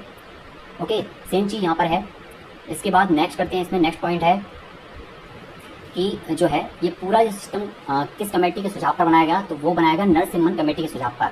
RRB को गठित किया गया नरसिम्हन कमेटी के सुझाव पर। लेकिन वहीं आपसे अभी से पहले आपने पढ़ा, वो भी बताना कमेंट बॉक्स में, कि जो शिवरमन कमेटी के सुझाव पर कौन से जो है संस्था को गठित किया गया था, शिवरमन समिति के सुझाव पर किस संस्था को गठित किया गया, तो मुझे कमेंट बॉक्स में ये भी बताना। ओके, जो लोग सीरियसली पढ़ रहे हैं या नोट कर लें। अब इसके बाद नेक्स्ट इसमें देखते हैं, ये कौन सा, नरसिम्हन कमेटी, कौन सी, RRB। 1975 से लेके 1983 के बीच में RBI ने क्या किया, इसको रेगुलेट किया। लेकिन उसके बाद क्या हुआ, इसको नाबार्ड ने संचालन किया। कब, 1983 से। अब यहाँ पर एक चीज़ आपको क्लियर हो जाएगी, कैसे, कि जो 1982 में क्या हुआ, नाबार्ड स्टैब्लिश हुआ, और यही थे शिवरमन समिति की सिफारिश पे इनको क्या किया, नाबार्ड को बनाया गया था। 1982 में ये जब स्टैब्लिश हुआ तो उसके बाद RRB जो कमान है वो किसके हाथों में दे दी गई, नाबार्ड के हाथों में दे दी गई। तब तक कौन रेगुलेट करता था, कौन, RBI। 1982 में बनने के बाद 1983 में इसके हाथ में कमान दे दी गई। और एक और चीज़, इसके हाथ में क्यों कमान दे दी गई, क्योंकि जो नाबार्ड है वो एग्रीकल्चर और रूरल डेवलपमेंट से क्या करता है, बिलोंग करता था। और वहाँ पर केवल यही है ग्रामीण क्षेत्र है जो इन दोनों पर डिपेंड करता है। शहरी क्षेत्रों में कोई रूरल डेवलपमेंट और एग्रीकल्चर थोड़ा ना होता है। ओके जी, कुछ चीज़ें यहाँ से डायरेक्ट कनेक्ट हो जाएंगी आपकी। अब इसके बाद मेन है इसमें कि RRB को जो है वो 3 सेक्टर में डिवाइड किया है। बेसिकली ये है central government, state government and sponsor bank. हालांकि अभी भी परसेंटेज यही है कि इसमें क्या है, जो RRB के पार्ट हैं, RRB में जो परसेंटेज है, हिस्सेदारी है, वो सेंट्रल गवर्नमेंट की कितनी है, 50%, स्टेट गवर्नमेंट की कितनी है, 15%, और स्पॉन्सर बैंक की, जैसे स्पॉन्सर बैंक क्या था, सिंडिकेट बैंक था, किसके लिए, प्रथमा ग्रामीण बैंक के लिए। तो ये स्पॉन्सर बैंक की हिस्सेदारी कितनी है यहाँ पर, 33%। ओके, ये चार्ट है छोटा सा है। कमर्शियल बैंक 2 टाइप के होते हैं, शेड्यूल और non schedule. Public sector, private, foreign bank, ये सब क्या शेड्यूल बैंक में है। सारी चीज़ें आती है, नेशनलाइजेशन, SBI, IDBI। ओके, अब इसमें हम करते हैं बात SBI की, छोटी सी। SBI मर्ज हो गया था और SBI ने मर्ज कर लिया था भारतीय महिला बैंक 1 अप्रैल 2017 को। और इसके बाद SBI भी मर्ज हो गया था, पटियाला, बीकानेर, जयपुर, हैदराबाद, मैसूर, ट्रावनकोर, इनमें एसोसिएट हो गया था। देन उसके बाद मर्ज हो गया अभी कुछ टाइम पहले। देन नेक्स्ट है इसमें शेड्यूल बैंक। शेड्यूल बैंक क्या होते हैं, 1934 RBI एक्ट से जो बने हैं बैंक, उनको बोलते हैं शेड्यूल बैंक। RBI एक्ट 1934 के थ्रू जो बने हैं उनको बोलते हैं शेड्यूल बैंक। ठीक है, दूसरी सूची में रजिस्टर हैं जो। अब इसके बाद पब्लिक बैंक क्या होते हैं, देखो पब्लिक यहाँ पर यानी कि गवर्नमेंट, जिनमें 51% हिस्सेदारी किसकी हो, सरकार की हो या उससे ज़्यादा, क्या होंगे, पब्लिक बैंक होंगे। प्राइवेट बैंक जैसे कि HDFC, ICICI, जिनमें 51% से कम क्या हिस्सेदारी हो, बैंकों की सरकारी हो, यानी सरकारी हिस्सेदारी जो है वो 51% से क्या हो, कम हो। 51% से कम नहीं है, 50% से कम होना चाहिए यहाँ पर। अब फॉरेन बैंक क्या होते हैं, जिनमें क्या हो, कि वो सारे बैंक जिसका मुख्यालय भारत से बाहर है लेकिन उनकी शाखाएं भारत के अंदर हैं, जैसे कि Hong Kong and Shanghai banking corporation, okay, जैसे HSBC, इसका हेडक्वार्टर तो लंदन में है लेकिन इसकी एक ब्रांच अपने इंडिया में भी है। नॉन शेड्यूल बैंक क्या है? वे बैंक जो 1934 की दूसरी सूची में रजिस्टर नहीं होते। अब दूसरी सूची पहली सूची क्या है, तो आप ये समझ लो कि पहली सूची में RBI खुद आता है और दूसरी सूची में RBI ने दूसरों को रख रखा है। तो ये है गैर अनुसूचित बैंक कौन से होते हैं? नॉन शेड्यूल बैंक, जो दूसरी सूची में नहीं आते 1934 RBI एक्ट में, और जो आते हैं वो होते हैं schedule bank. Non performing asset, non performing asset होते हैं NPA, यानी कि जब कोई पर्सन लोन लेता है, ठीक है, माने किसी ने लोन लिया हुआ है, कुछ भी, ये पार्ट लोन लिया है और 90 दिन तक उसने कोई भी इस पर कुछ भी नहीं दिया, ना पैसा दिया, ना ब्याज दी, ना कुछ दिया, और उसको जो है वापस नहीं कर पा रहा है, ठीक है, तो ये क्या है? एक तरह से पैसा डूब गया है, तो उसको बोलेंगे नॉन परफॉर्मिंग असेट, यानी कि कोई भी असेट परफॉर्म नहीं कर रहा है। तो बेसिकली इसमें कितने दिन का टाइम ड्यूरेशन होता है? 90 डेज का, तो उसको बोलते हैं गैर प्रदर्शन संपत्ति, क्या होगा? Non performing asset. अब बेसिकली 3 टाइप के होते हैं, सब standard, doubtful and loss asset. अब सब स्टैंडर्ड में क्या होता है? सब स्टैंडर्ड में यहाँ 90 दिन तक तो चेक कर लिया कि भाई ऐसा नहीं है 90 दिन के बाद हम ये डिसाइड कर लें कि ये NPA में चला जाएगा, 90 दिन तक उसने कोई पैसा नहीं दिया, तो उसको क्या करेंगे हम? थोड़ा 18 महीने तक का टाइम देंगे। 18 महीने तक अगर उसने भुगतान नहीं किया तो उसको बोलेंगे सब स्टैंडर्ड, ठीक है। और इन केस 18 महीने के बाद उसने कर दिया तो ओके, तो सब स्टैंडर्ड में आ जाएगा। लेकिन 18 महीने के बाद भी उसने नहीं किया, यानी 1.5 साल के बाद भी उसने कोई पैसा नहीं दिया, तो उसको बोलेंगे doubtful asset, okay, doubtful condition बोलेंगे उसको, डाउटफुल NPA।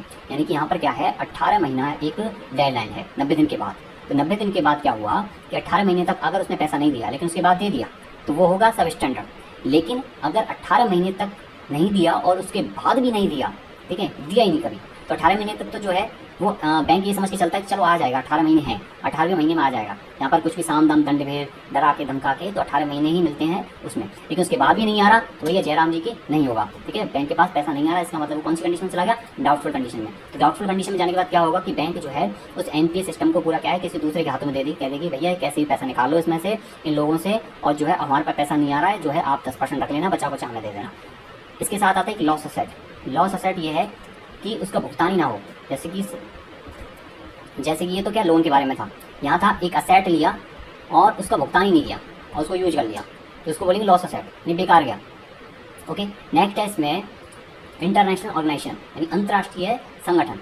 अंतर्राष्ट्रीय संगठन स्टार्ट करेंगे हम वर्ल्ड बैंक से, ओके जी।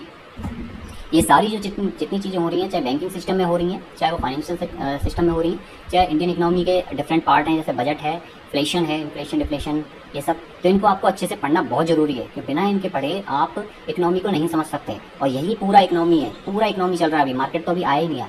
चैप्टर 5 भी आपका किस में आ रहा है? इकोनॉमी में आता है, ओके। और यहाँ से भी क्वेश्चन आपके पूछे गए, IMF का एस्टेब्लिशमेंट पूछा गया था, ओके, समझ लो फटाफट से। और सेशन को जो है आप लाइक करके शेयर करते रहें।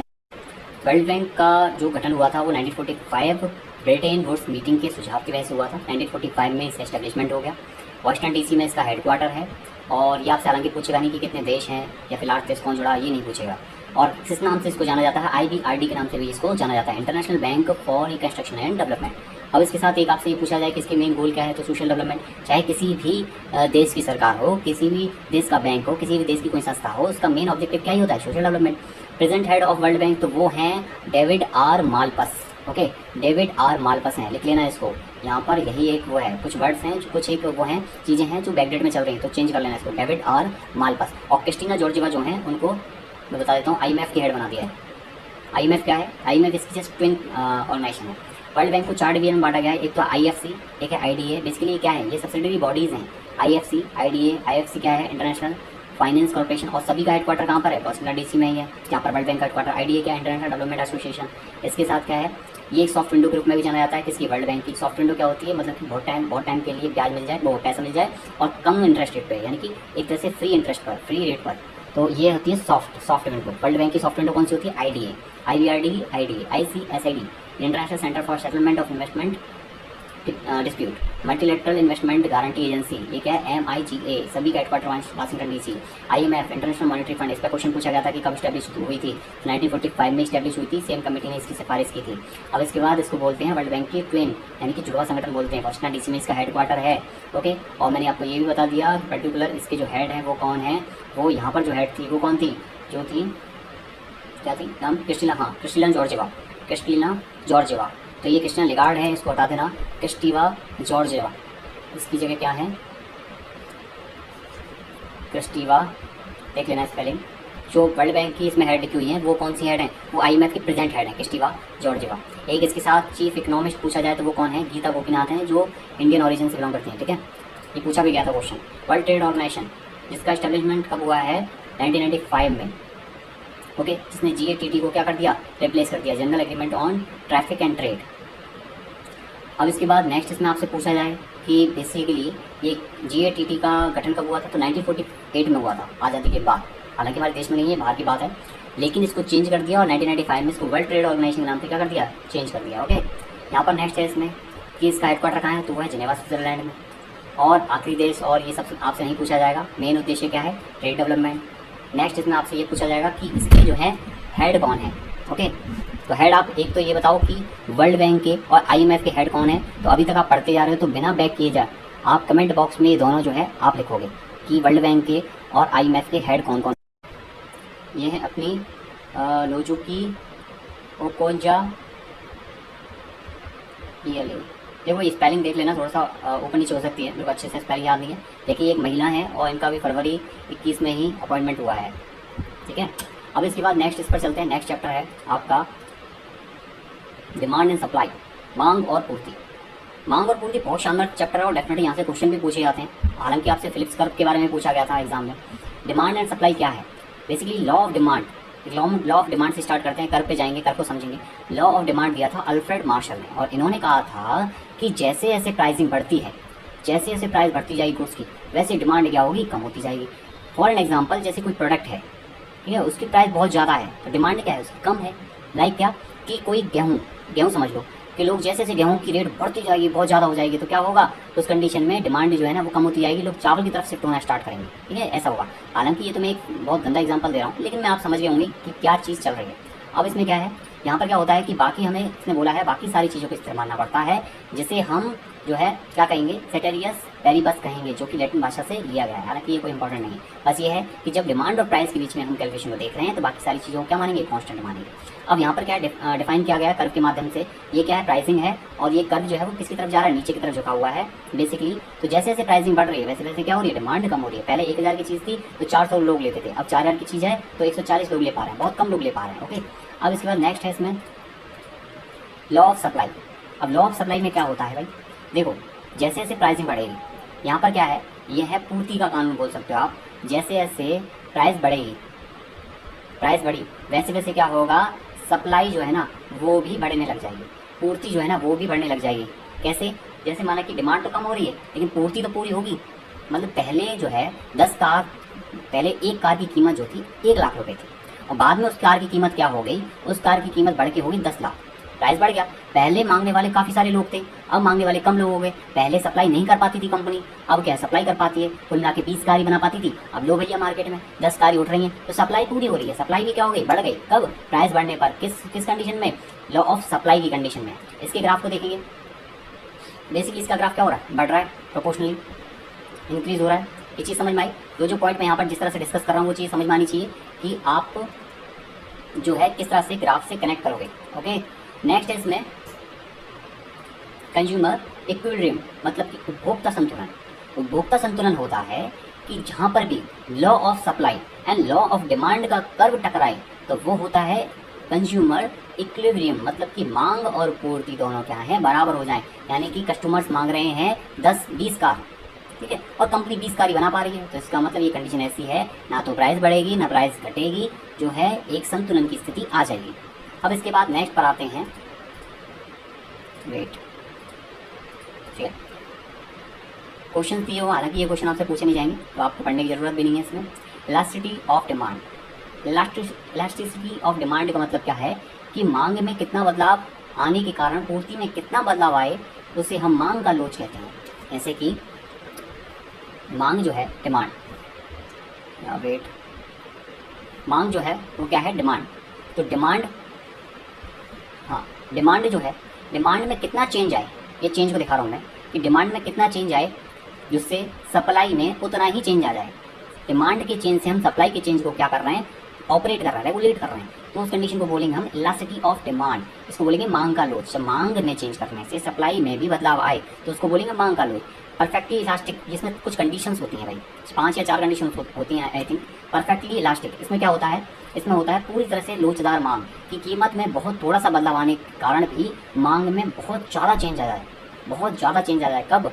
परफेक्टली इलास्टिक कंडीशन में बहुत कम जो चेंज है, minor change in price leads to infinite change in demand, demand में हद चेंज हो तो उसको बोलेंगे perfectly elastic. Infinite it is imaginary condition, ये बहुत बेकार कंडीशन होती है, मतलब कंडीशन ऐसी है जिसको हम सिर्फ सोच सकते हैं, होता नहीं है एक्चुअल में। ऐसा थोड़ा ना होता है कि थोड़ा जैसे एक आदमी 100 रुपये की कोई चीज़ देता था, अचानक से उसने 102 रुपये कर दी, तो 102 रुपये की करने पर जो है मांग एकदम से गिर गई या फिर मांग एकदम से बढ़ गई, ऐसा नहीं होता। थोड़ा बहुत चेंज होता है तो उससे कोई फर्क नहीं पड़ता, ये सिर्फ इमेजिनरी जो है ख्याली फैलाव होते हैं। ओके, नेक्स्ट इसमें क्या है, जिसका ग्राफ दे रखा है परफेक्टली इनलास्टिक। परफेक्टली इनलास्टिक में क्या होता है, बेसिकली क्या हो रहा है इसमें, इसमें ये हो रहा है कि जो पहली बात तो ये गलत लिखा हुआ है, इक्वल टू 0 होता है इस कंडीशन में, ठीक है। यहाँ क्या था, हाँ यहाँ इक्वल टू इन्फिनिटी होता है, यहाँ इक्वल टू 0 होता है। इसमें क्या होता है कि जो कीमत में बदलाव आते हैं उससे मांग पर कोई भी फर्क नहीं पड़ता, मांग पर कोई भी फर्क नहीं पड़ता। फॉर एन एग्जाम्पल, जैसे कोई वस्तु 100 रुपीज़ की है, ठीक है, एक आध साल बाद, एक आध महीने बाद, 2 महीने बाद उसने अचानक से 101 रुपये की कर दी, 102 रुपये की कर दी, या फिर 104 रुपये की कर दी, तो ऐसा नहीं है कि भाई जो है लोग खरीदना बंद कर देंगे।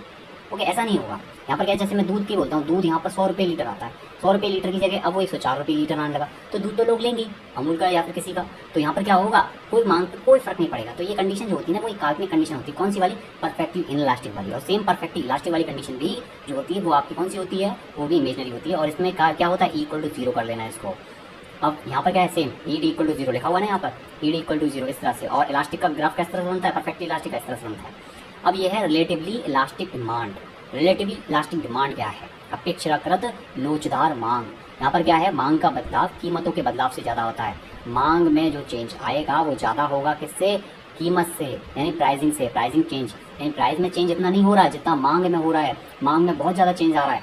यहाँ पर क्या हो रहा है, जैसे फॉर एन एग्जांपल मैं एक ले लेता हूँ कि मैंने 100 रुपये का प्रोडक्ट जो मैंने इससे पहले लिया था, अब 100 रुपये का प्रोडक्ट क्या हो गया, अचानक से 104 का हो गया। प्राइस में इतना चेंज नहीं आया, लेकिन यहाँ पर क्या हो, जो 100 रुपये पहले 5000 लोग खरीदते थे, अब 104 होने की वजह से सीधा वो जो है 2000 आ गए।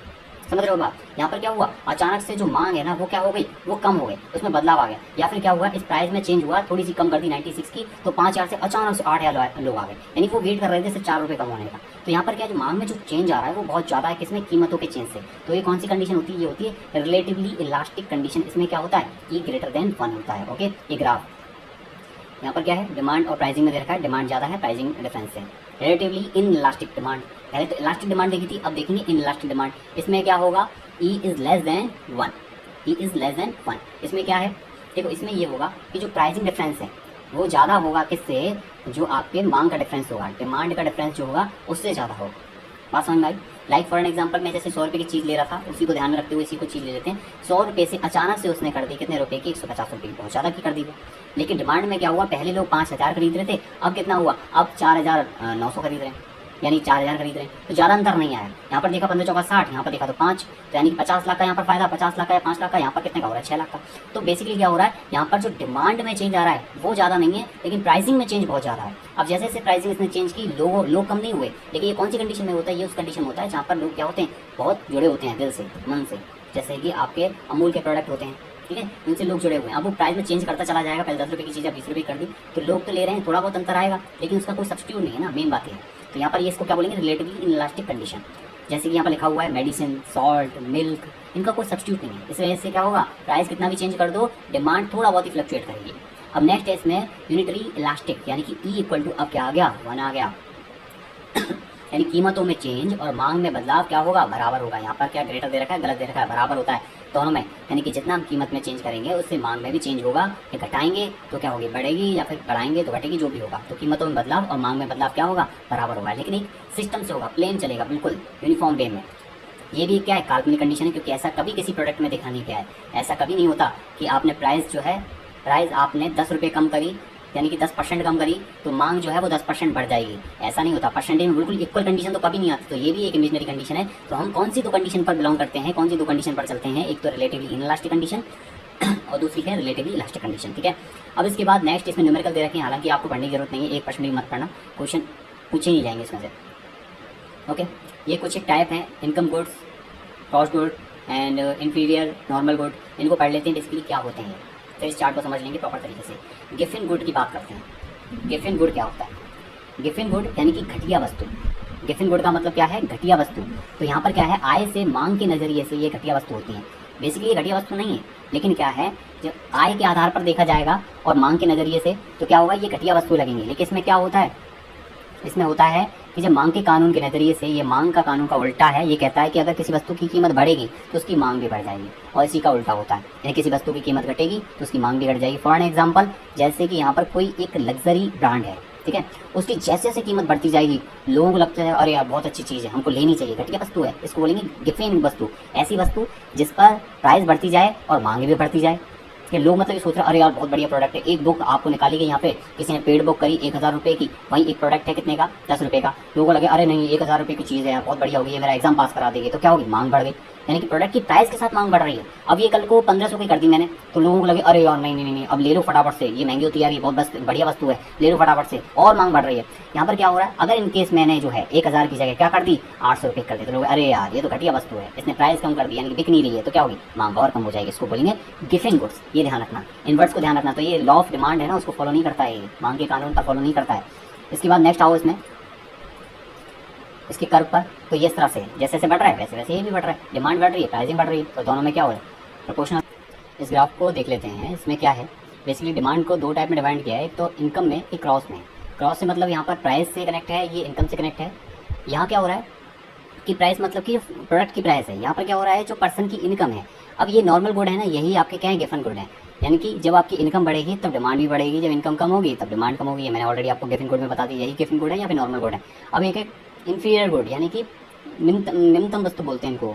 तो यहाँ पर क्या है, इन्फीरियर गुड और जो गुड्स हैं उनमें क्या होता है, इन्वर्सली होता है, यानी कि इनकम जैसे जैसे बढ़ती जाती है ना, डिमांड कम होती जाती है। फॉर एन एग्जाम्पल, पहले पर्सन क्या था कि जो है सरस में 3 डिमांड आते हैं, या फिर अमूल में जो है 3 ब्रांड आते हैं, एक गोल्ड होता है इस तरह से, एक होता है नीला, एक आता है पीला दूध, इस तरह से कुछ आता है ना, 3 तरह के उसमें टाइप आते हैं। तो मानिए सबसे कम वाला है नीला, यानी कि सबसे सस्ता मिलता है, और नीला जो है ना वो थोड़ा कम क्वालिटी का दूध है। तो जैसे जैसे इनकम बढ़ी, अगर पर्सन की पहले 10,000 रुपये मंथ इनकम थी तो वो क्या करता था, नीला वाला पैकेट लेके आता था। अब जैसी इनकम उसकी जो है 20,000 या 25,000 होगी, तो वो क्या करेगा, वो नीला दूध नहीं लाएगा, नीला वाला जो है पैकेट नहीं लाएगा, वो उसकी गोल्ड वाला पैकेट लाएगा। तो ये जो चीज़ें है ना, इसमें क्या होता है कि डिमांड कम हो जाती है, जो इन्फीरियर गुड्स होते हैं उनकी डिमांड कम हो जाती है इनकम बढ़ने के साथ। अब इसके बाद बात करते हैं नेक्स्ट इसमें क्रॉस डिमांड में, जिसमें क्या होता है, प्राइस के ऊपर डिपेंड करता है प्रोडक्ट में।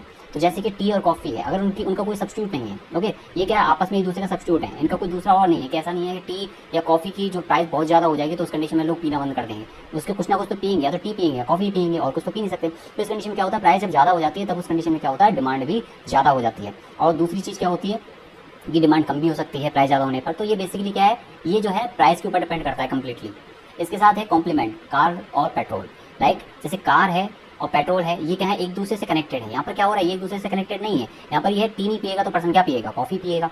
यहाँ पर क्या हो रहा है कि जैसे जैसे पेट्रोल की प्राइस बढ़ेगी तब क्या होगी, कार की डिमांड कम होती चली जाएगी। अब पेट्रोल माना कि 100 रुपये का आ रहा है, तो आदमी कार लेने से पहले क्या देखेगा कि भाई पेट्रोल तो महंगा, मैं चला तो पाऊंगा नहीं, तो उस कंडीशन फिर लेने से क्या फायदा। तो यहाँ पर क्या होगा, इन्वर्सली प्रोपोर्शनल होगी, दोनों एक दूसरे के क्या होंगे, इन्वर्सली होंगे। तो जैसे जैसे पेट्रोल की कीमत बढ़ेगी कार की डिमांड क्या हो जाएगी, कम हो जाएगी। ये बात समझ में आई सबको। अब इसके बाद नेक्स्ट चीज़ पर चलते हैं। ओके, इसमें नेक्स्ट चैप्टर है आपका 5 ईयर प्लान। 5 ईयर प्लान को हम 1 बाय 1 देखेंगे प्रॉपर तरीके से। अब तक कितने प्लान आए हैं, कितने पंचवर्षीय योजनाओं में कितने वार्षिक योजनाएं आई हैं, तथा उन वार्षिक योजनाओं में मॉडल कौन कौन सा रहा है, उनमें बेसिक छोटी छोटी चीज़ें जो हैं वो भी ध्यान से देख लेंगे। प्रॉपर तरीके से स्टार्ट करते हैं फर्स्ट 5 ईयर। देखो, पहले 5 ईयर प्लान में जो पहला 5 ईयर प्लान है उसको किस मॉडल पर आधारित था, वो हैरेड डोमर मॉडल पर आधारित था। पहला वाला 5 ईयर प्लान हैरेड डोमर मॉडल पर आधारित था। हुआ ये था 1938 में जो हमारे फर्स्ट प्राइम मिनिस्टर थे पंडित जवाहरलाल नेहरू जी, वो रूस गए और रूस में 5 ईयर प्लान चलते थे। गवर्नमेंट क्या करती थी, 5-5 साल के प्लान जो है सेट करके उनको जो है अचीव करने की कोशिश करती थी। तो 1950 से 1951 में उन्होंने स्टार्ट किया, एक कमेटी बनाई और फिर उसके बाद स्टार्ट किया 5 ईयर प्लान को जो है स्टार्ट करना। तो पहला 5 ईयर प्लान जो आया था वो 1951 से आया था, 1951 से 56 तक। तो यहाँ पर क्या हुआ था कि इस पहले प्लान का जो मॉडल था वो था हैरेड डोमर मॉडल। इसके बाद नेक्स्ट आपसे पूछा जाए, बहुत ज़्यादा सक्सेसफुल था क्योंकि पहला प्लान था, किसी क्षेत्र में इसका जो है मेन काम था। इसके बाद नेक्स्ट जो है आपसे सेकंड 5 ईयर प्लान के बारे में पूछा जाए कि सेकंड 5 ईयर प्लान था वो कब से कब आया, तो 1956 से 61 के बीच में आया। इसमें जो है उद्योगों पर ज़्यादा फोकस किया गया और ये पीसी महालनोबिस मॉडल पर आधारित था, ये बात ध्यान रखना। इसके बाद इसमें 3 उद्योग हालांकि जो है वो क्या किए, सेटअप किए गए। औद्योगिक क्षेत्र के लिए था ना। इसके बाद तीसरा 5 ईयर प्लान आया, थर्ड 5 ईयर प्लान। इसमें एक चीज़ आपको ध्यान रखने योग्य है कि ये बेसिकली क्या था, ये दोनों के लिए था। यहाँ पे कृषि क्षेत्र और उद्योग क्षेत्र दोनों कर लेना, ठीक है। कृषि और उद्योग क्षेत्र दोनों के लिए था। और ये प्लान क्या था, बीच में बंद हो गया था। और ये प्लान गॉड गिल योजना पर आधारित था, गॉड गिल फॉर्मूले पर आधारित था। कौन सा, थर्ड 5 ईयर प्लान। और इसी प्लान में आपकी आई थी हरित क्रांति। हरित क्रांति का पहला जो फेज था वो इसी जो है प्लान में, इसी थर्ड पंचवर्षीय योजना में स्टार्ट किया गया था इसमें। ओके, कौन से इस पर योजना पर आधारित थी, कौन से फॉर्मूले पर, गॉड गिल फॉर्मूले पे, गॉड गिल योजना पर आधारित थी। इसी में क्या हो गया था, चाइना वार हो गया था, पाकिस्तान वार हो गया था, जिसकी वजह से क्या हुआ, इसको बंद कर, इस प्लान को बीच में ही ब्रेक कर दिया गया। ओके, ये पहला प्लान था जो बीच में क्या हो गया, ब्रेक हो गया, जो पूरा नहीं हो पाया। इसमें क्या हुआ कि यहाँ पर प्लानिंग हॉलीडे का मतलब ये है कि छुट्टियाँ जो है घोषित कर दी गई। ओके, समझ गए बात। इसके बीच में हरित क्रांति भी आई, ये भी मैंने आपको बता दिया। हरित क्रांति के जो है मेन फादर कौन थे ग्रीन रिवोल्यूशन के, वो थे MS स्वामीनाथन, MS स्वामीनाथन। इसके बाद आपको नेक्स्ट इसमें फोर्थ 5 ईयर प्लान पूछा जाए तो बेस्ट जो फोर्थ 5 ईयर प्लान है उसका मेन टारगेट क्या था, आत्मनिर्भर था, जिसको मोदी जी अब चिल्ला रहे हैं। वो फोर्थ 5 ईयर प्लान में जो था उसका टारगेट था, मेन टारगेट। इसके बाद इसमें क्या हुआ, देखो यार 1969 की बात हो रही है तो ये बात आपको पता होगी कि 1969 में क्या हुआ, 14 बैंकों का राष्ट्रीयकरण हुआ था। किसने किया था, इंदिरा गांधी ने किया था, ये हमने देखा था। 1934 में क्या हुआ, RBI एक्ट के थ्रू RBI का गठन हुआ था, ये भी हमने देखा था। कब, 1935 में। 1969 में क्या हुआ, इसमें राष्ट्रीयकरण हुआ। ओके, 1949 में क्या हुआ, 1949 में यहाँ पर RBI का नेशनलाइजेशन हुआ था। इसके बाद नेक्स्ट चलते हैं इसमें कि यहाँ पर समाजवादी अर्थव्यवस्था की क्या हो चुकी थी, शुरुआत हो चुकी थी सोशलिस्ट इकोनॉमी की। और 1991 में मिक्स्ड इकोनॉमी में कन्वर्ट हो गया हमारा इंडिया। तो यहाँ पर 5 ईयर प्लान को देखते हैं। 5 ईयर प्लान में आपसे ये पूछा जाएगा कि जो 5 ईयर प्लान है उसका बेसिक टारगेट क्या था, तो उसका बेसिक टारगेट था गरीबी हटाओ। ओके जी, इसमें क्या हुआ, इसमें भी इमरजेंसी लगी, 1974 से 78 के बीच में था, लेकिन इसमें इमरजेंसी लगी तो इसको बंद करके इसमें रोलिंग प्लान स्टार्ट किए गए थे। और उस टाइम पे प्रेसिडेंट कौन थे, फरुखुद्दीन अली अहमद। यहाँ इंदिरा गांधी क्या थी, प्राइम मिनिस्टर थी। इसके बाद आपातकाल लग गया था, इमरजेंसी लागू हो चुकी थी, ठीक है। आपातकाल को खत्म कर दिया गया और इंदिरा गांधी ने क्या दे दिया, इस्तीफा दे दिया। प्रधानमंत्री मोदी से भी मांग है इस्तीफे की। यहाँ पर क्या है, इसके बाद नेक्स्ट है इसमें कि ये हुआ कि जब इस्तीफा दे दिया इन्होंने तो उसके बाद भारतीय जनता पार्टी आई, मोरारजी देसाई जी की सरकार आई और पहली नॉन कांग्रेस गवर्नमेंट थी, यानी कि यहाँ कांग्रेस नहीं थी। यहाँ पर मोरारजी देसाई, इनकी भी एक विचित्र कहानी है, बहुत ही बेहतरीन कहानी है कि इनको प्राइम मिनिस्टर बनाया जाना था, लेकिन ये जो है ना रात रात भावुक हो गए और इन्होंने कहा कि भाई मैं क्यों रिस्क लूँ। तो सभी जो वहाँ के सांसद वगैरह जो भी लोग थे उनसे बात करने लगे, अपनी तरफ लेने लगे। तो यहाँ पार्टी के जो अध्यक्ष थे उनको ये थोड़ा खराब लगा तो उन्होंने इनका जो है नाम जो है काट दिया। तो इस वजह से ये चिढ़कर दूसरी पार्टी में चले गए और दूसरी पार्टी में इन्होंने क्या बने, तो उस टाइम पर ये जो है जनता दल पार्टी में थे और PM घोषित हुए। तो पहले नॉन कांग्रेसी PM थे, इनका जो था काफ़ी दबदबा था, जिसकी वजह से जो है दूसरी पार्टी के थ्रू भी क्या बन गए थे, PM बन गए थे। ये बहुत इंपॉर्टेंट बात है और ये छोटी सी कहानी है जिसको प्रॉपर तरीके से किसी दूसरी हिस्ट्री वाले सेशन में हम पढ़ेंगे। 1978-79 ये पूरा नहीं हुआ था प्लान। तो 1978-79 में एक प्लान आया, रोलिंग प्लान, यानी कि अनवरत योजना, रोलिंग प्लान के नाम से प्लान आया, जिसको उस टाइम पे प्राइम मिनिस्टर कौन थे, चौधरी चरण सिंह थे। ओके जी, अब इसके बाद नेक्स्ट आपने इसमें पूछा जाए कि यहाँ पर जो दूसरी छुट्टी आई थी, योजना विकास आया था, वो कौन सा आया था 1979 से 1980 तक। पहला तो आया था थर्ड पंचवर्षीय योजना में, दूसरा आया था कौन सी पंचवर्षीय योजना में, 5वीं पंचवर्षीय योजना में। इसका मेन ऑब्जेक्टिव क्या था, इसका था गरीबी हटाओ, पॉवर्टी एलिमिनेशन। नेक्स्ट इसमें यह है कि 1980 में 6 बैंकों का दोबारा से राष्ट्रीयकरण हो गया, कोई दिक्कत वाली बात नहीं है, इसको ज़्यादा पढ़ने की नीड नहीं है। 1982 में क्या हुआ, नाबार्ड बनाया गया 1982 में। और 1983 में क्या हुआ, RRB को इसको सौंप दिया गया। पहले RRB कौन थी, RRB जो है पहले RBI संभालती थी, रीजनल रूरल बैंक को RBI संभालती थी 1983 तक, लेकिन जैसे ही नाबार्ड का गठन हुआ 1983 में RRB को सौंपने के लिए इसको दे दिया गया। और कौन सी कमेटी ने इसकी सिफारिश की थी, सिद्धरमन कमेटी ने सिफारिश की थी इसकी। ओके, इसके बाद सॉरी ये छठे 5 ईयर प्लान में था यार, ये है ना, 6 5 ईयर प्लान में था गरीबी हटाओ, और पाँचवें में भी सेम चीज़ थी, गरीबी हटाओ। इसके बाद नेक्स्ट है इसमें 7 5 ईयर प्लान जो आया था 1985 से 1990। इसका मेन था टेक्नोलॉजी डेवलपमेंट। बेसिकली क्या है, 6 5 ईयर प्लान आपको इंपॉर्टेंट जो चीज़ें हैं वो पता होनी चाहिए कि वो मेन ऑब्जेक्टिव क्या है, वो कौन से टाइम में आया और उसमें जो है क्या क्या चीज़ें घटित हुई, बेसिक चीज़ें, ठीक है, ये चीज़ आपको पता होना चाहिए। इसके बाद यहाँ पर क्या है, 1990 से लेकर 1992 तक तीसरी और आखिरी योजना अवकाश हुआ। इसके बाद कभी भी योजना अवकाश नहीं हुआ, हालांकि 2017 के बाद प्लान ही नहीं आए, तो ये बात आपको पता होगी। 1991 में लिबरेशन आया, LPG, यानी कि एक आया जो है लिबरेशन, और एक आया आपका ग्लोबलाइजेशन, और एक आया आपके प्राइवेटाइजेशन। तो इसको बोलते हैं LPG पॉलिसी। LPG मतलब लिबरलाइजेशन, ये है प्राइवेटाइजेशन, ये है ग्लोबलाइजेशन। ओके, ये तीनों चीज़ें आई, तीनों पॉलिसी आई, और इन पॉलिसी को लागू करने वाले कौन थे, डॉक्टर मनमोहन सिंह थे जो उस टाइम के फाइनेंस मिनिस्टर थे, PV नरसिम्हा राव जो थे उस टाइम प्राइम मिनिस्टर थे, ठीक है जी। अब इसके बाद आया 8 5 ईयर प्लान। 8 5 ईयर प्लान में आपसे ये चीज़ पूछी जा सकती है। तो बेसिकली कि पॉलिसी जो थी, एलपीजी पॉलिसी जो थी, वो कौन से 5 ईयर प्लान में स्टार्ट की गई, या उसका मेन टारगेट जो था कौन से 5 ईयर प्लान में अचीव किया गया, तो वो था 8 5 ईयर प्लान। यहाँ पर देख रहे हो 8 को हम किस तरह से लिख सकते हैं, इस तरह से मेंशन कर सकते हैं, यानी कि इन्फिनिटी। इन्फिनिटी क्या थी, यही एक चीज़ ऐसी थी, यही एक पॉलिसी ऐसी थी जो बहुत शानदार थी, जो मनमोहन सिंह जी के अलावा और कोई लेके नहीं आ सकता था। ओके, तो आप इससे समझ सकते हो इसको, एलपीजी पॉलिसी का भाई 8 5 ईयर प्लान में new bank of India merge into, ये कोई पढ़ने वाली बात नहीं है। इसके बाद 9th 5 ईयर प्लान, जिसका मेन था इकोनॉमी में क्या करना, ग्रोथ करना, तो इतना इंपॉर्टेंट नहीं है, सभी का मेन ऑब्जेक्टिव यही होता है। 10th 5 ईयर प्लान सेम चीज़ है। 11th 5 year plan inclusive and sustainable development. 12th 5 year plan same चीज़ लिखी हुई है। इसके बाद इसमें 12th 5 ईयर प्लान में एक चीज़ है, नीति आयोग आया 2015 में, बेसिकली आया नहीं था 2015 में। नीति आयोग था वो योजना आयोग का एक बदला हुआ रूप था, योजना आयोग का बदला हुआ रूप था। ओके जी, 1950 में गठन हुआ था किसका, योजना आयोग का। इसके जो अध्यक्ष होते हैं वो कौन होते हैं, प्राइम मिनिस्टर। फाइनेंशियल मार्केट, अब मार्केट टर्म पर आ जाते हैं। फाइनेंशियल मार्केट में दो तरह के मार्केट होते हैं, एक तो होता है आपका कैपिटल मार्केट, एक होता है आपका मनी मार्केट। अब देखो यहाँ पर क्या है, मनी मार्केट है। मनी मार्केट में क्या होता है, पैसा नहीं होता, यहाँ पर लिख पैसा रहा है लेकिन पैसे से ट्रेड नहीं होता, यहाँ पर बॉन्ड से होता है या फिर ट्रेजरी बिल से होता है। जितने भी सरकारी जो प्रतिभूतियाँ हैं उनसे ट्रेडिंग होती है, और जो ट्रेडिंग है वो 1 साल से कम की होती है। इसको कौन रेगुलेट करता है, इसको कौन ऑपरेट करता है, आरबीआई बॉडी करती है। पुरानी बॉडी है तो गवर्नमेंट ज़्यादा ट्रस्टेड बॉडी है, तो ये करती है मनी मार्केट को रेगुलेट। एक होता है कैपिटल मार्केट, ये होता है शेयर मार्केट, ये शॉर्ट टर्म के लिए भी होता है, लॉन्ग टर्म के लिए भी होता है। शॉर्ट टर्म जो होता है वो आपका 1 साल से क्या होता है, कम का होता है, जो लॉन्ग टर्म वाला होता है वो 1 साल से ज़्यादा का होता है। तो ये दोनों टर्म में, अब ये कौन रेगुलेट करता है, इसको कौन ऑपरेट करता है, तो वो करती है security and exchange board of India. Okay जी, ये बात समझ में आई। तो 1 साल जो है वो आपका मिड पीरियड है। अब यहाँ पर नेक्स्ट है इसमें आईपीओ। आईपीओ क्या होता है कि जब कोई कंपनी मार्केट में आती है तो वो क्या करती है, अपने जो कंपनी मार्केट में आई उसको पैसे की नीड है, तो वो क्या करेगी, वो निवेशक चाहती है, वो चाहती है कि भाई निवेश करें, लोग निवेश करें, पैसा डालें, इसमें पैसा लेना है उसको। तो वो क्या करेगी, शेयर जो है, अपने हिस्से हैं उनको शेयर के रूप में मार्केट में परोस देगी।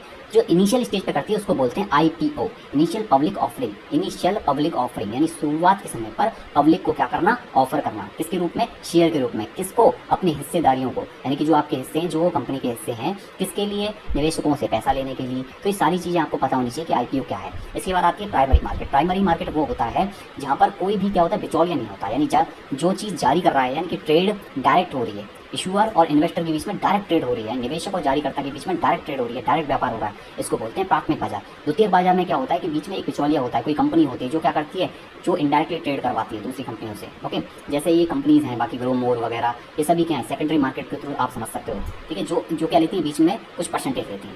अब इसके बाद आता है एनएसई। एनएसई बेसिकली क्या है, नेशनल स्टॉक एक्सचेंज। ये बॉम्बे स्टॉक एक्सचेंज तो पहले ही बन गया था, उसके बाद एक बना था नेशनल स्टॉक एक्सचेंज।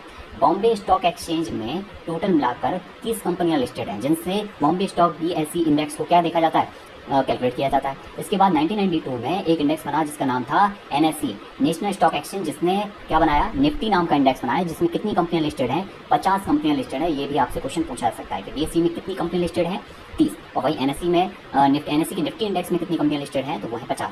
1992 में क्या हुआ, इसका इस्टेब्लिशमेंट हुआ। इसके बाद बॉम्बे स्टॉक एक्सचेंज है।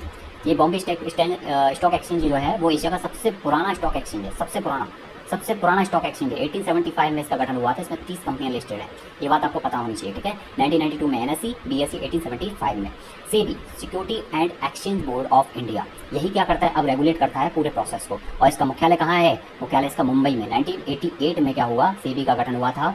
इसके बाद ये कौन से एक्ट में, या सेबी कौन से एक्ट में आता है, 1992 में आता है। इसकी ब्रांच वगैरह ठीक है। प्रेजेंट चेयरमैन, देखो वैसे तो अजय त्यागी थे, लेकिन प्रेजेंट चेयरमैन अभी कोई बदल गए हैं, मुस्लिम चेयरमैन हैं इसके।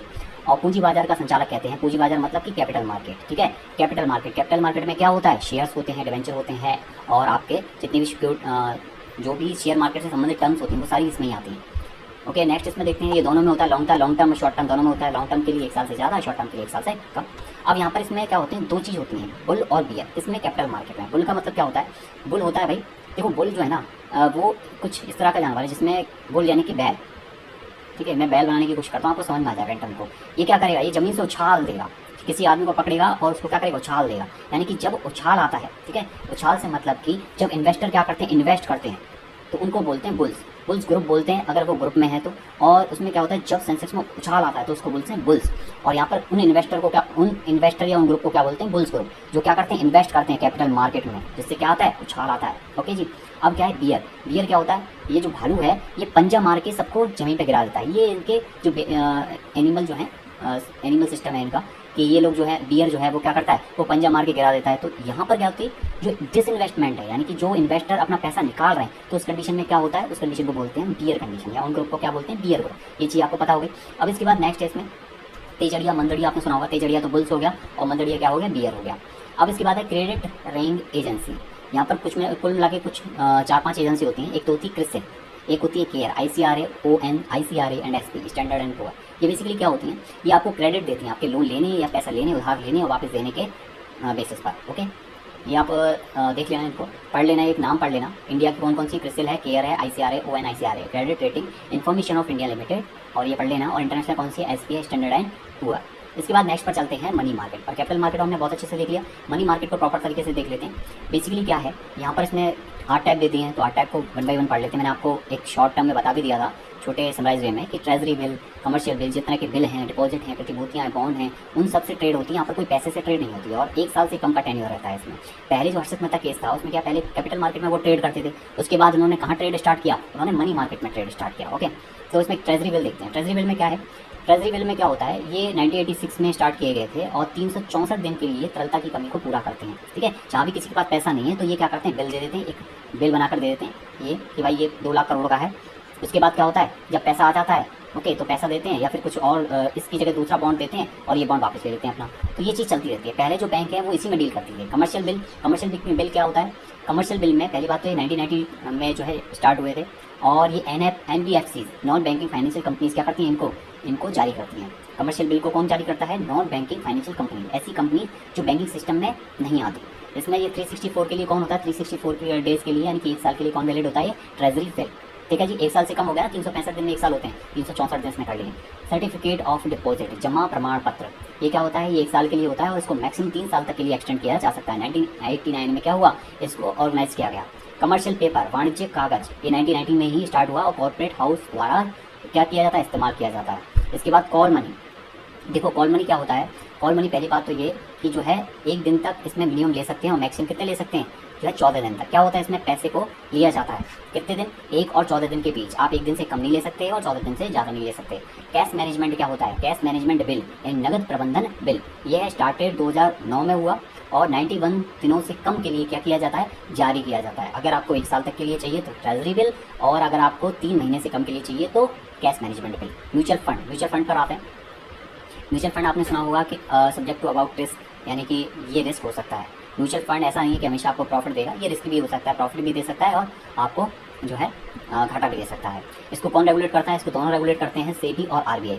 यहाँ पर क्या होता है, इसमें बहुत सारे निवेशक अपना पैसा लगाते हैं जिसको पेशेवर व्यक्ति द्वारा प्रतिबंधित किया जाता है। एक्चुअली यहाँ पर क्या है कि यहाँ पर एक पर्सन जो है वो बहुत सारे पैसे लगाए हुए हैं बहुत सारे निवेशकों ने, तो ये पर्सन जो है वो कहीं पर भी उस पैसे को निवेश कर सकता है। अब इतने सारे लोगों ने पैसा लगाया है तो बेसिकली क्या होता है कि जनरली चांस रहते हैं उस पैसे की कीमत का बढ़ने का, या फिर उस जहाँ पर पैसा लगाया है उसकी प्राइसिंग बढ़ने से, तो जनरली प्रॉफिट होता है अक्सर। लेकिन ऐसा कोई लिखा हुआ नहीं है कि प्रॉफिट होगा, ये रिस्क है, इसमें लॉस भी हो सकता है, क्योंकि ये इंडिविजुअल पर्सन पर डिपेंड करता है कि वो कहाँ पैसा लगा रहा है।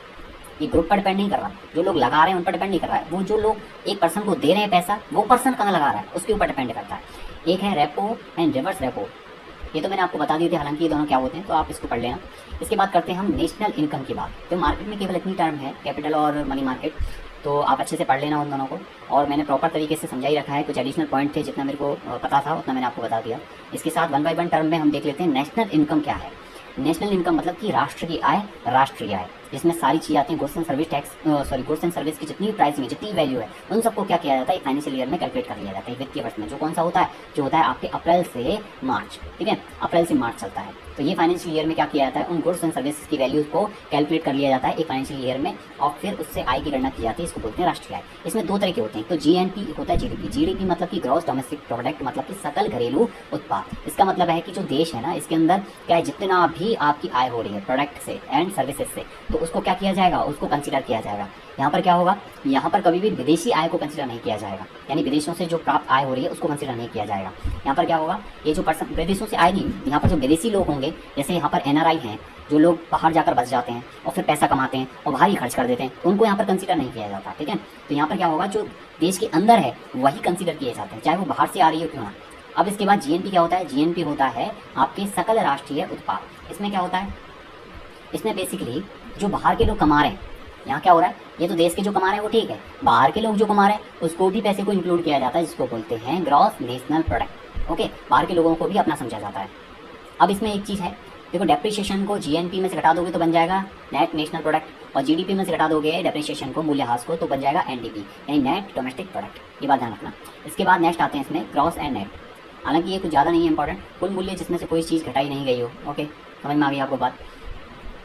ओके, ग्रॉस क्या है, ग्रॉस मैंने आपको बताया, अभी जीडीपी बताया था, जैसे जीडीपी में कोई भी डेप्रिसिएशन नहीं हुआ है तो वो है जीडीपी, यानी कोई भी मूल्य जिसमें से कोई भी चीज़ घटाई ना गई हो, कोई भी डिडक्शन ना किया गया हो। नेट क्या होगा, नेट हो जाएगा भाई जैसी जीडीपी में से आपने डेप्रिसिएशन को घटा दिया तो वो क्या हो गया, नेट डोमेस्टिक प्रोडक्ट हो गया, एनडीपी हो गया। सिंपल सी बात है, मूल्यह्रास को घटा दिया, डेप्रिसिएशन क्या होता है, मूल्यह्रास होता है, तो वो क्या बचेगा, शुद्ध बचेगा। ओके, अब यहाँ पर है market price and factor cost. ये क्या होती है, देखो पहली बात तो ये है, पहले फैक्टर कॉस्ट होता था, उसको अब क्या बोलते हैं, मार्केट प्राइस बोलते हैं या फिर इनकम मेथड बोलते हैं। ये क्या होता है, ये बेसिकली मेथड है जिससे कैलकुलेट किया जाता है इनकम, राष्ट्रीय आय को।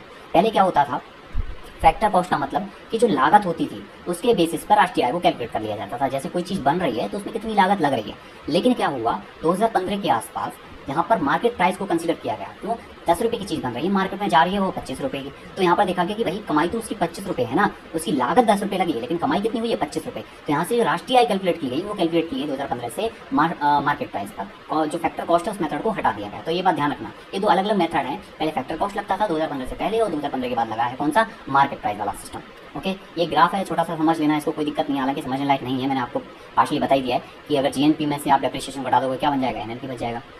ओके जी, ये क्वेश्चन हैं, कुछ इनको देख लेते हैं, ये क्वेश्चन आपके एग्जाम में आ सकते हैं। सबसे पहले भारत में राष्ट्रीय आय की गणना, राष्ट्रीय आय का जहाँ पर भी नाम आएगा वहाँ आएगा दादा भाई नौरोजी का। 1868 में सबसे पहले इन्होंने राष्ट्रीय आय की गणना की, प्रति व्यक्ति आय की, और इन्होंने ये बताया कि 20 रुपये प्रति व्यक्ति अभी आय चल रही है। ओके, 1868 में भारत में राष्ट्रीय आय को और किस नाम से जाना जाता है, तो वो जाना जाता है एनएनपी, ठीक है, नेट नेशनल प्रोडक्ट। ओके, इसके बाद भारत में राष्ट्रीय आय की गणना राष्ट्रीय आय कौन करता है, कौन निकालता है, इसकी गणना कौन करता है भाई, वो करता है सीएसओ यानी कि सेंट्रल स्टैटिस्टिकल ऑर्गेनाइजेशन, और इसके बाद कौन करता है, तो NSSO, national sample survey organisation. एक इंपॉर्टेंट बात, यहाँ पर तो आय की बात होगी राष्ट्रीय आय, लेकिन जो विदेशों से आय आ रही है उसकी गणना कौन करेगा, उसका आंकड़े को कौन जो है प्रदर्शित करेगा, तो वो प्रदर्शित करेगा आरबीआई। ये बात ध्यान रखना, जो विदेशों से आ रही है, और जो इंडिया के अंदर हो रहा है वो कौन हो रहा है, सीएसओ, और कौन हेल्प करेगा, वो करेगा एनडब्ल्यूएसओ। भारत में राष्ट्रीय आय के लिए आधार वर्ष को क्या रखा गया है, राष्ट्रीय आय के लिए आधार वर्ष जो है वो आपके बेस ईयर क्या है, बेस ईयर आपका 2018, आई थिंक एक बार चेक कर लेना, 2011-12 हो सकता है इसका, है ना। अब इसके बाद नेक्स्ट है इसमें, राष्ट्रीय आय को निकालने के लिए कौन से तरीके इस्तेमाल नहीं किए जा सकते, ये बोल रहा है कौन से तरीके इस्तेमाल नहीं किया जाता। देखो पहली बात तो एक मेथड होता है इनकम मेथड, जिसको बोलते हैं आप factor cost method. Factor cost method बोलते थे लेकिन बाद में मार्केट प्राइस से कंसीडर हो गया तो इसको मार्केट प्राइस मेथड भी बोलते हैं। तो इनकम मेथड और फैक्टर कॉस्ट मेथड। दूसरा होता है एक एक्सपेंडिचर मेथड, तीसरा होता है प्रोडक्शन मेथड। सेविंग मेथड नाम का कोई भी प्रोसेस नहीं होता नेशनल इनकम को कैलकुलेट करने का, ये मैं ऑलरेडी आपको पढ़ा चुका हूँ और ये क्वेश्चन आपसे पूछे भी जाएंगे। इसके बाद नेक्स्ट इसमें आते हैं टाइप ऑफ मार्केट पर। टाइप ऑफ मार्केट में सबसे पहले आते हैं बाजार के कितने प्रकार होते हैं, जैसे कि competition, perfect competition, monopoly, oligopoly, ये सभी चीज़ें। तो परफेक्ट कंपटीशन मार्केट क्या होता है, तो परफेक्ट कंपटीशन यानी large number of buyer and seller, बहुत सारे बायर हैं, क्रेता हैं, बहुत सारे जो हैं वो विक्रेता हैं, बहुत सारे लोग हैं। यहाँ पर क्या हो रहा है, बहुत सारे लोग तो बेचने वाले हैं और बहुत सारे लोग क्या हैं, खरीदने वाले हैं। तो इसका मतलब तगड़ा कंपटीशन होगा, बहुत मजेदार कंपटीशन होगा।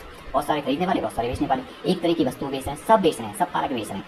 कीमतों को लेने वाले कहलाते हैं। कीमतों को लेने का मतलब ये है कि जो हाथ पड़ जाए वो, इसने दिया 100 रुपये में, इसने दिया 80 रुपये में, भैया 80 रुपये में ले जाओ, 70 में ले जाओ, भाई 50 में ले जाओ, ये कह रहा है कि नहीं 60 में ले जाओ, तो जो हाथ पड़े वो कीमतों को लेने वाले, ठीक है। आने और जाने में आसानी होती है, बिल्कुल इसमें कोई फर्क नहीं, क्योंकि इतने सारे विक्रेता होते हैं, इतने सारे क्रेता होते हैं कि आपको ऐसा नहीं होता कि यहाँ से यहाँ शिफ्ट करने में परेशानी हो रही है, अरे नहीं मैंने यहाँ से यहाँ शिफ्ट कर लिया यार, मेरा प्रोडक्ट तो बिक नहीं रहा। कहीं भी जाओ आप, यहाँ पर क्या होगी, आपकी फ्रीडम होगी, कहीं भी जाओ आपको जो है परफेक्ट कंपटीशन तो मिलना ही है, सामान तो बिकना ही है, सीधी सी बात है, क्या होगी, आसानी होगी, आने जाने में आसानी। आने जाने का आसानी से मतलब ये है, दोबारा समझा देता हूँ, कि पर्सन यहाँ सोच रहा है कि अगर मैं इस जगह चला जाऊँगा तो जो है यहाँ पर कंपटीशन नहीं मिलेगा। ऐसा नहीं है, यहाँ पर कंपटीशन मिलेगा, बराबर मिलेगा। आप वो कहीं भी चला जाए उससे क्या होगा, जो यहाँ पर हो रही है वो यहाँ पर होगी। तो चीज़ें एक तरह से समझ लो कि आने जाने में क्या हो रही है, आसानी हो रही है। और ये कंडीशन क्या है, बेसिकली काल्पनिक कंडीशन है। ऐसा कभी होता नहीं कि एक प्रोडक्ट के लिए दुनिया जो है ना क्रेता और विक्रेता बन गए, एक ही प्रोडक्ट है और दुनिया झूल रही है, ऐसा तो हुआ नहीं है। केवल एक ही तरह का दूध आता है, एक ही कंपनी का दूध आता है और दुनिया झूल रही है उसका, ऐसा तो होगा नहीं कि बहुत सारे लोग सिर्फ एक ही कंपनी का दूध बेच रहे हैं या फिर एक कंपनी की चाय बेच रहे हैं, ऐसा नहीं होता। तो ये एक आइडियल कंडीशन जो है, एक इमेजिनरी कंडीशन है। इसके बाद है मोनोपोली। मोनोपोली में क्या होता है, मोनोपोली में देखो, मोनोपोली यानी कि आदमी की खुद की मोनोपोली हो रही है, यानी आदमी जो है ना जो बेचे वही लोग मतलब वही खरीदें। एक बेचने वाला, बहुत सारे खरीदने वाले, बहुत सारे खरीदने वाले। लाइक अनअकैडमी, अनअकैडमी क्या कर रहा है, अनअकैडमी बेसिकली ऐसी चीज़ें कर रहा है, वो सबको मर्ज कर रहा है, जिससे क्या हो रहा है, जो विक्रेता हैं वो बंद हो रहे हैं, विक्रेता खत्म होते जा रहे हैं, सारे प्लेटफॉर्म खत्म होते जा रहे हैं, तो एक ही बेचने वाला बनता जा रहा है वो। तो इससे क्या होंगे, बहुत सारे खरीदने वाले हैं, तो इसमें क्या बोलेंगे, इसको मोनोपोली बोलने लग जाएंगे। कुछ टाइम में ऐसा ही होगा, वाईफाई जैसे बहुत सारे अच्छे प्लेटफॉर्म जो है वो किसमें हो गए, मर्ज हो गए अनअकैडमी में, तो वो एक सिंगल प्लेटफॉर्म बनता जा रहा है। अब किसी को तैयारी करनी है, वो सबसे पहले अनअकैडमी उसका नाम दिमाग में आता है। एक आध दो प्लेटफॉर्म भी बचे हैं, तो क्या है, क्रेता बहुत सारे हैं, खरीदने वाला एक हो रहा है, वो बेचने वाला एक हो रहा है। वस्तु की कोई भी स्थापन वस्तुएं मौजूद नहीं होती। यहाँ पर क्या है, इसका मतलब ये है कि इसका कोई रिप्लेसमेंट नहीं है, यहाँ पर जो ये चीज़ देगा वही फाइनल है। ओके जी, ये बात समझ में आई। अब ये है भाई मोनोपोलिस्टिक। मोनोपोलिस्टिक क्या होता है, मोनोपोलिस्टिक का मतलब एकाधिकारी।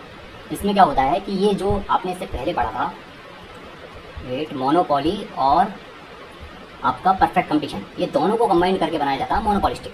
इसमें क्या होता है कि लार्ज नंबर ऑफ बायर होते हैं, बायर खरीदने वाले जो बायर हैं वो बहुत सारे होते हैं, बहुत सारे बेचने वाले होते हैं, लेकिन वस्तुएं कैसी होती हैं, अलग अलग तरह की वस्तुएं होती हैं। पहले परफेक्ट कंपटीशन में क्या था, मोस्टली एक तरह की वस्तु थी, जो कि क्या था, इम्पॉसिबल था, इमेजिनरी कंडीशन थी। इसमें क्या हो रहा है मोनोप्लास्टिक में, इसमें ये हो रहा है कि बायर और सेलर दोनों क्या हैं, दोनों बहुत सारे हैं, लेकिन जो नंबर ऑफ गुड्स हैं वो भी क्या है, अलग अलग हैं। जैसे कि नंबर ऑफ गुड्स लाइक कोई चीनी बेच रहा है, कोई आटा बेच रहा है, कोई कुछ बेच रहा है, कोई कुछ बेच रहा है। जैसे सब्जी मंडी में होता है, सब्जी मंडी में डिफरेंट ऐसा तो नहीं है दुनिया में पूरी सब्जी मंडी में सभी लोग नींबू बेचते हैं। अगर सभी लोग नींबू बेचते हैं तो वो कौन सी कंडीशन होती, परफेक्ट कंपटीशन वाली कंडीशन होती, जो कि क्या है, इमेजिनरी है, ऐसा तो हो नहीं सकता। अब इसके बाद नेक्स्ट है इसमें ये freedom of entry and exit, यानी कि ऐसा मतलब कोई भी आ सकता है, कोई भी जा सकता है इसमें। ओके जी, नेक्स्ट है इसमें ओलिगोपोली। ये आपसे क्वेश्चन पूछा गया था इसके रिगार्डिंग लास्ट एग्जाम में 2018 में। ये क्या है, ओलिगोपोली में क्या होता है कि कुछ लोग बेचने वाले होते हैं, बहुत सारे खरीदने वाले होते हैं। जैसे कि आपके माना कि होंडा की बात कर लेते हैं, होंडा के जो शोरूम है हर डिस्ट्रिक्ट में लगभग एक होता है, या फिर 2 डिस्ट्रिक्ट में एक होता है। तो इसमें कुछ बेचने वाले हैं, लेकिन खरीदने वाले बहुत सारे हैं, बहुत सारे खरीदार हैं। होंडा क्या है, एक एवरेज कीमत वाली गाड़ी है, तो बहुत सारे खरीदने वाले चल रहे हैं, लेकिन यहाँ पर बेचने वाले कितने हैं, वो लिमिटेड है। अब इसमें क्या हो रहा है, इसमें क्या होता है, संगठन बना लिया जाता है, कार्टेल के रूप में काम करते हैं। ये कार्टेल के रूप में क्या करते हैं, काम करते हैं। कुछ बेचने वाले होते हैं तो ये क्या करते हैं, दूसरे बेचने वालों से कांटेक्ट कर लेते हैं कि भाई ठीक है, आपके पास कोई हमारा शोरूम वहाँ पर नहीं है, आपके पास कोई ग्राहक आता है तो आप हमें बता देना, ठीक है। तो ये कार्टेल बना लेते हैं, ग्रुप बना लेते हैं। ओपेक, जैसे कि ओपेक, ये पूछा जाएगा आपसे इनमें से कौन सा कार्टेल है, तो ओपेक एक क्या है, कार्टेल है, ओपेक। ओके जी, restriction to entry but freedom to exit, इसमें आने में पाबंदियाँ होती हैं, लेकिन जाने में कोई भी पाबंदी नहीं होती, और एक दूसरे पे क्या करते हैं, निर्भर करते हैं। इसके बाद नेक्स्ट पर आ जाते हैं बायलैटरल मोनोपोली पर। Bilateral monopoly, okay, bilateral monopoly क्या होती है, इसमें दो तरफ से एकाधिकार, मतलब क्या है कि बेचने वाले और खरीदने वाला एक ही होता है। जैसे कि लैम्बोर्गिनी आपकी जो कार है वो बहुत महंगी है, उसको बेचने वाला भी एक ही है और खरीदने वाला भी एक ही है। ऐसा नहीं बहुत सारे बायर है इसके, ना तो बहुत सारे बायर हैं इसके, ना ही बहुत सारे जो है सेलर है, ऐसा नहीं है। तो सिंगल सेलर है, सिंगल बायर है। जैसे कि एग्जांपल लेबर यूनियन इंडस्ट्री या फिर रॉ मटेरियल इंडस्ट्री। जैसे रॉ मटेरियल मतलब कि जो इंडस्ट्री कच्चा माल बनाती है वो भी क्या है, इकलौती सेलर होती है, इकलौती सेलर होती है, और जो उनसे खरीदती है वो इकलौती बायर होती है। हर इंडस्ट्री जो है कच्चा माल थोड़ा खरीदती है। जैसे कि स्टील है, स्टील प्लांट है, उनसे स्टील निकल रहा है, या फिर कोई स्टील के प्रोडक्ट दे रहे हैं, तो वहाँ पर क्या होंगे, जो बायर होंगे वो लिमिटेड होंगे, या फिर एक आदि होगा। चलो इसके बाद देखते हैं नेक्स्ट, इसमें एक ही बेचने वाला, एक ही खरीदने वाला। थ्योरी ऑफ कंज्यूमर पर पढ़ते हैं। पहली बात तो इसमें 3 कंपोनेंट होते हैं, एक तो यूटिलिटी, टोटल यूटिलिटी, एक मार्जिनल यूटिलिटी। तो यूटिलिटी में क्या होता है, ये बेसिकली ये आपका जो टॉपिक है ना वो CRM में भी कंसीडर किया जाएगा, कस्टमर रिलेशन मैनेजमेंट में। Satisfying power of A commodity, एक कमोडिटी की पावर क्या होती है, सेटिस्फाइंग पावर होती है, तो वहाँ पर क्या बोलते हैं, इसको यूटिलिटी बोलते हैं। टोटल यूटिलिटी में क्या होता है, it is use of utility derived from difference unit of commodity consume by consumer. जो भी वो कंज्यूमर क्या करता है, कंज्यूम करता है किसी कमोडिटी को, ठीक है, जो यूनिट्स होती है डिफरेंट तरीके की यूनिट। यहाँ पर क्या हो रहा है, यहाँ पर वो अपना सेटिस्फैक्शन को देखा जा रहा है। तो मैं आपको एक इनिशियल छोटे वर्ड में बताऊँ तो यूटिलिटी को आप समझो किससे, सेटिस्फाइंग पावर से, सेटिस्फाइंग कमोडिटी, आप ऐसे समझ लो। टोटल यूटिलिटी क्या हो रही है यहाँ पर, difference unit commodity consumed by A consumer. Marginal utility क्या हो रही है, मार्जिनल यूटिलिटी में यहाँ पर देखो क्या हो रहा है, डिफरेंस यूनिट, यहाँ पर क्या हो रही है, additional utility direct from consumer consumption of 1 extra unit commodity. यहाँ पर क्या हो रहा है, एडिशनल वर्ड आ रहा है, किसमें, मार्जिनल में। मार्जिन में क्या होता है, जैसे कोई चीज़ है, आप कहते हैं मार्जिन देना मतलब कि इसमें एक्स्ट्रा कट लगा देना, तो वो चीज़ आप इस तरह से याद कर सकते हो कि मार्जिनल यूटिलिटी में क्या होगा, एडिशनल यूटिलिटी को कंसीडर किया जाएगा, और आप इस तरह से यहाँ पर एक्स्ट्रा यूनिट कमोडिटी, ये क्या होगी, मार्जिनल यूटिलिटी। टोटल यूटिलिटी में क्या होगा, डिफरेंट जो है यूनिट्स आएगी। मार्जिनल में क्या होगा, एक्स्ट्रा आएगा, एडिशनल आएगा। यूटिलिटी में क्या होगा, नॉर्मल सेटिस्फाइंग आएगा, यानी सेटिस्फाइड आएगा। तो यहाँ पर स्टेटमेंट की बात करते हैं, law of diminishing marginal utility states that if we consume more and more of same commodity and the point is reach and we no longer want it. Okay, अब इसके बाद यहाँ पर क्या है, ये 3 स्टेज हैं कि टोटल यूटिलिटी जब इंक्रीज हो तो मार्जिनल यूटिलिटी क्या हो जाएगी, डिक्रीज हो जाएगी। टोटल यूटिलिटी मतलब कि जहाँ डिफरेंट प्रोडक्ट हैं, और यहाँ पर क्या मार्जिनल यूटिलिटी का मतलब क्या है, एक्स्ट्रा। ओके जी, इसके बाद क्या है, इसमें बोला है टोटल यूटिलिटी अगर मैक्सिमम हो, मार्जिनल यूटिलिटी 0 हो जाए, या फिर टोटल यूटिलिटी जो है वो डिक्रीज हो, मार्जिनल यूटिलिटी क्या हो जाए, नेगेटिव हो जाए। हर कंडीशन में क्या हो रहा है, एक में कम हो रही है, एक में जीरो हो गई, एक में नेगेटिव हो रही है। तो ये कुछ एग्जांपल दिए हैं, हालांकि इनका कोई यूज़ नहीं है, कोई इंपॉर्टेंट नहीं है इतने। तो आप बस ये समझ लो कि यहाँ तक जो चीज़ है ये आप कंज्यूमर थ्योरी ऑफ कंज्यूमर में आप ये चीज़ इंपॉर्टेंट जो है इसको आप नोट आउट कर लेना। Okay, different unit commodity consume by a consumer, marginal utility में additional utility direct from the consumption of one extra unit. ठीक है, ये वर्ड याद रखिएगा, मार्जिनल, एक्स्ट्रा, एडिशनल, टोटल में डिफरेंस। ओके जी, यहाँ तक है कंप्लीटली। इसके अलावा आपको रत्ती भर भी पढ़ने की ज़रूरत नहीं है इकोनॉमिक्स एंड मार्केटिंग में। यही कंप्लीट सार है, जितना भी इकोनॉमिक्स बना है वो कंप्लीटली यही है। Okay, thank you, good luck, best of luck. जितना हो सकता है सेशन को शेयर करना, और टेस्ट की लिंक में डिस्क्रिप्शन दे रखी है, तो उसको आप अटेम्प्ट करो और देखो आपको पता लगे सभी के रैंक क्या है। Okay, thank you, good luck.